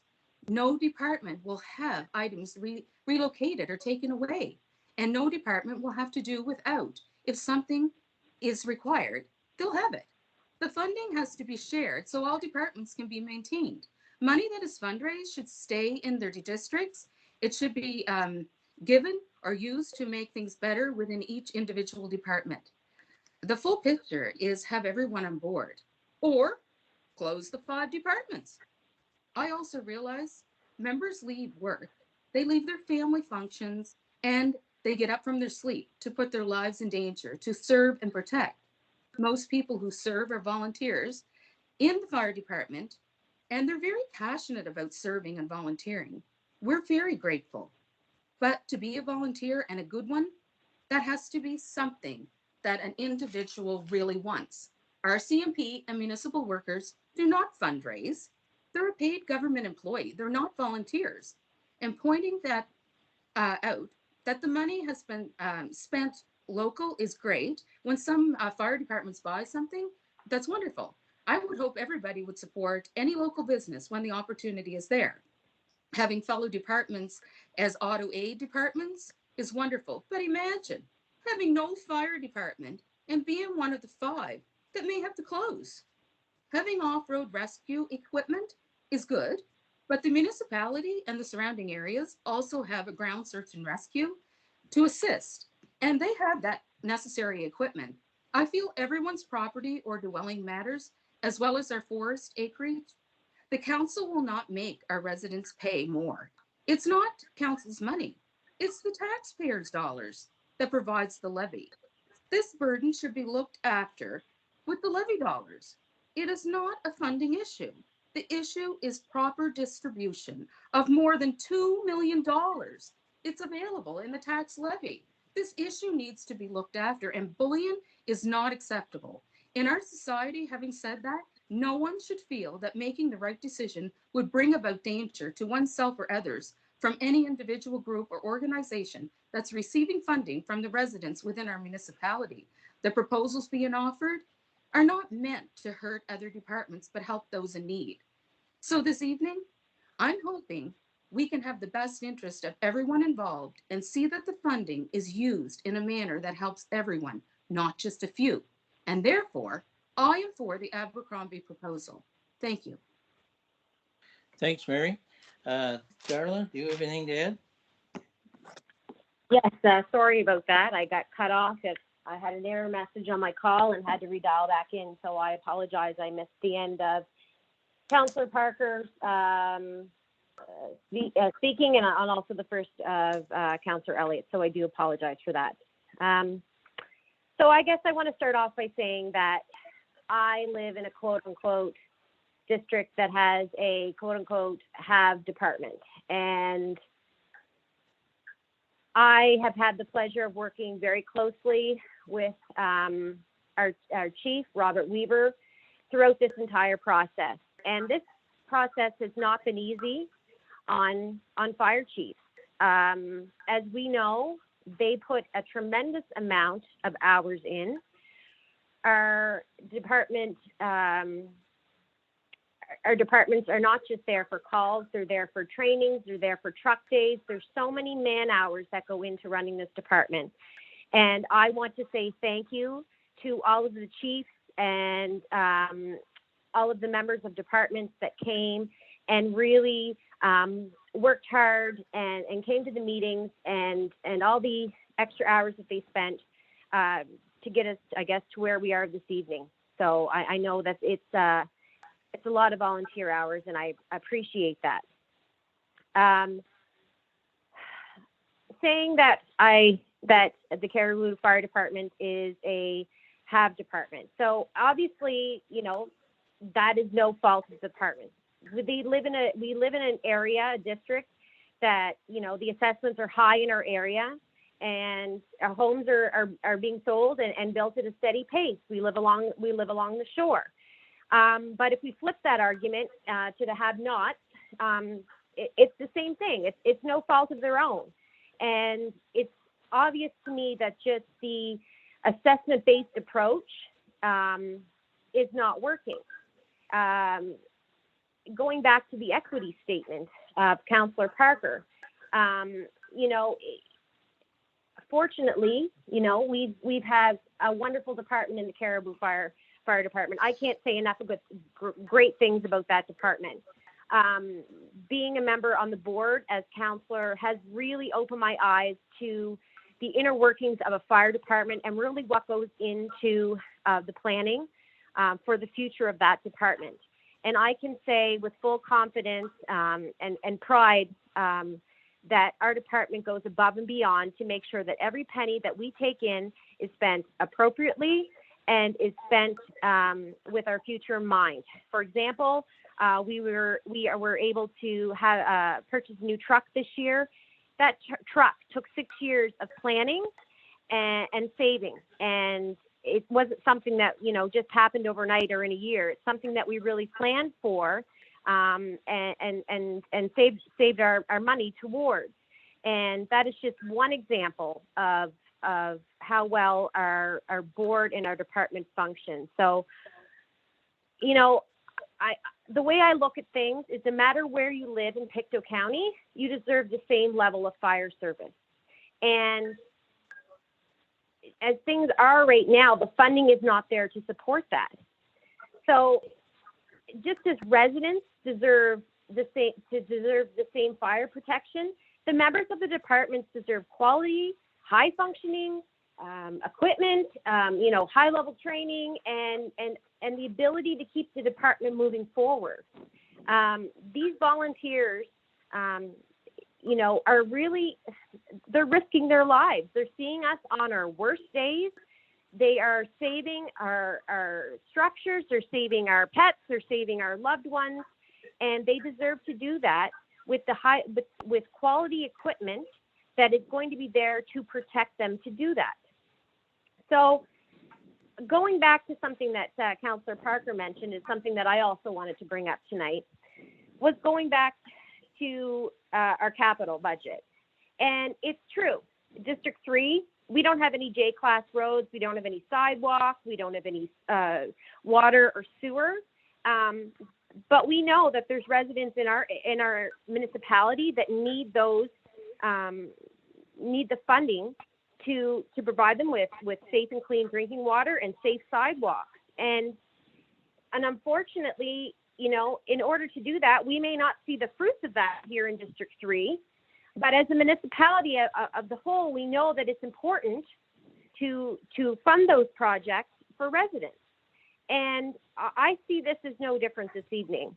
Of course, no department wants to lose any money. Of course. I know that every penny that's taken into the Caribou Fire Department is needed. It is used properly. But at the same time, I understand that we need to come up with something to help the smaller departments. Now, since I've been on council, this has been an issue that's been talked about, and I feel that we've been over this issue many times. Yes, we've done this study. It was far from perfect. In my opinion, it took too long. But I don't want to throw the baby out with the bathwater on that either. I think there are some things in that with some modification and tweaking could be important moving forward for our fire services in the county. Yes, I know that dispatch needs to be addressed. There's many things that need to be addressed. But, I keep coming back to keeping our residents safe and keeping those in areas that they're underfunded. How do we bring them up to that level? And I guess I have a question for Brian here. I do have more to say afterwards. That 48,000 that has been proposed, that if tonight we gave them, we took the truck fund away, that $48,000 to be funded by council, how would that be funded? Where would that money come from? That money is contained in the 48,000 in the truck grants. It's contained in the operating budget under grants to fire department. Yes, but in order for us to make that 96,000, how would we make up the other amount? Oh, the other 48,000, you would have to give us direction, and we would have to add it to the budget. So is there money in the budget currently as it stands to do that? Or would it be something where we'd have to put up rates, or would it be something that we would have to take from another area? Or is that money in the budget to do so? I think it's probably premature to answer that question, where we're just kind of finalizing budgets at this point. But if it was a direction of council to move in that direction, then we would, from an administrative level,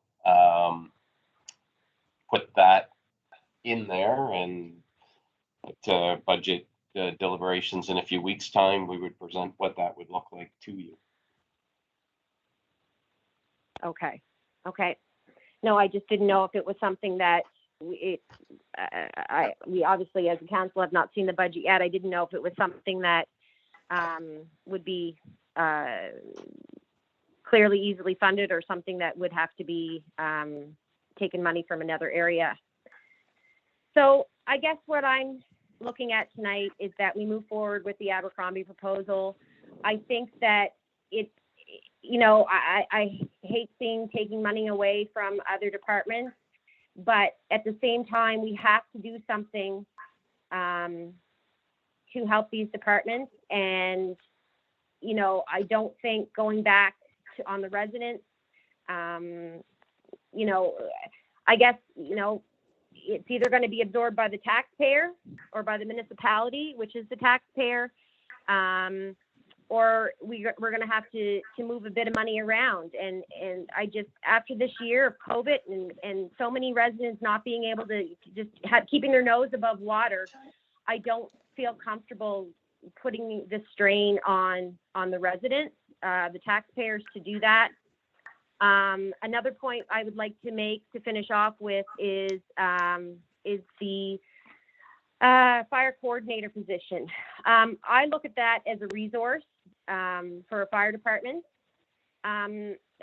We all know the trouble that every organization is having trying to recruit volunteers.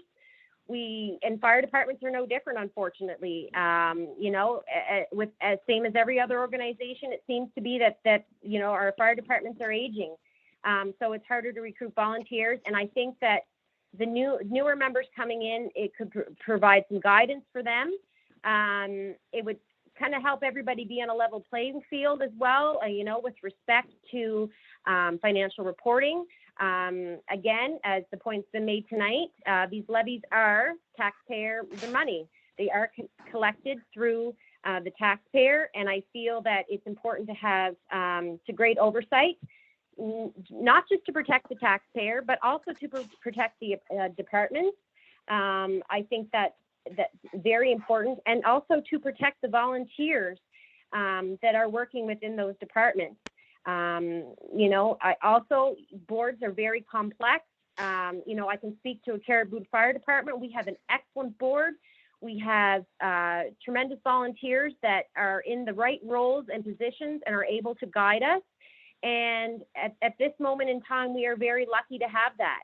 I know that not every board is like that. And we may not be in this position in 10 years. So it really is important, I think, that having the guidance and the expertise to, you know, provide extra help when needed is a very important thing. And yeah, so I will, long story short here, you know, I'm very proud of our department here in Caribou. I'm very proud of the firefighters and what they do to risk their lives, their time away from their family and everything. And I'm so proud to represent a district with an amazing department. And I also recognize that something has to be done to help the smaller departments. And so that's why I will be supporting the Abercrombie tonight. Thank you. Okay, thanks, Darla. So that gave everybody a choice to speak on the issue. So I'll ask now if somebody wants to make a motion for what was taken forward tonight on either the Scottsburn or Abercrombie plan. Mr. Chair? Excuse me, Wayne. Go ahead, Don. Mr. Chair, I would like to make a motion that we accept the Abercrombie proposal. Oh my God. I will second that, Mr. Chair. David? Okay, okay, try it again, Don. Yes, I would move that we accept the Abercrombie proposal. Okay, so it's moved and seconded that we move with the Abercrombie proposal. Do we have any questions? Mr. Don, Chair. One question. Wayne, it's Debbie. Okay, has been moved by Don and seconded by David. Debbie, go ahead. Thank you, Wayne. I just wondering, how can we go ahead with this resolution when we don't know if those Point of order. fire Point of departments? order. Point of Just hang order. on. Point of Yes. order. Hang on, Debbie, point of order. This person has already spoken on this topic.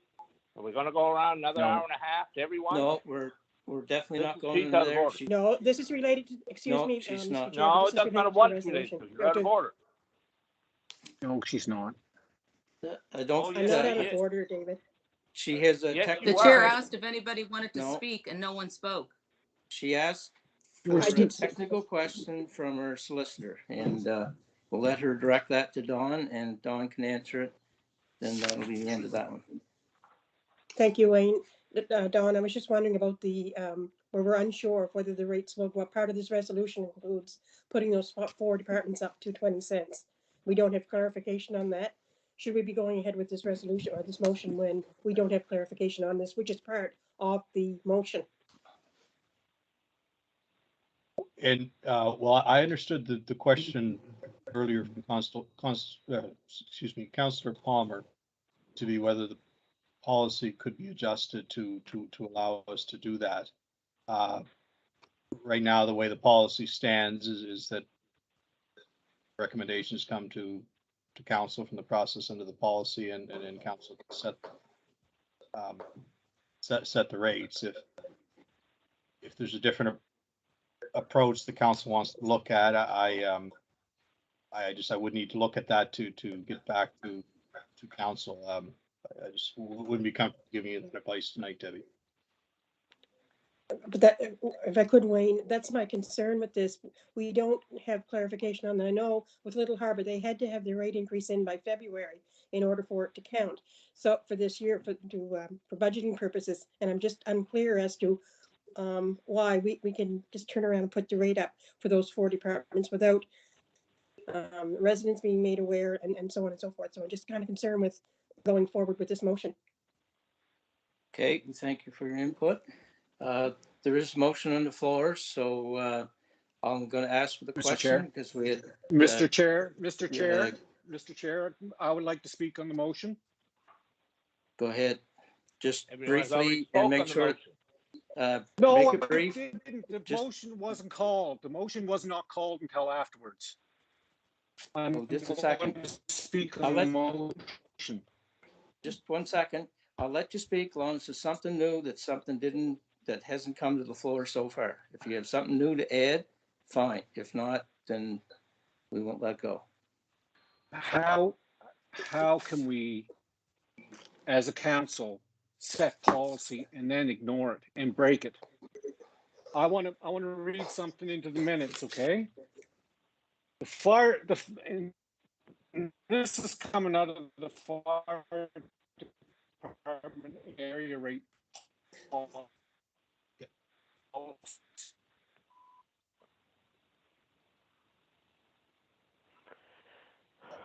Mr. Chair, where Councillor Thompson is breaking up there, I Is required. Yeah, just if you can hear me, Andy, we can't hear you at all. Yep. Dawn, Okay, Dawn has something to say there. Go ahead. Mr. Chair, I would just make a suggestion, just because this is treading into discussion that would qualify for legal advice. If council wished to pop in camera, that might be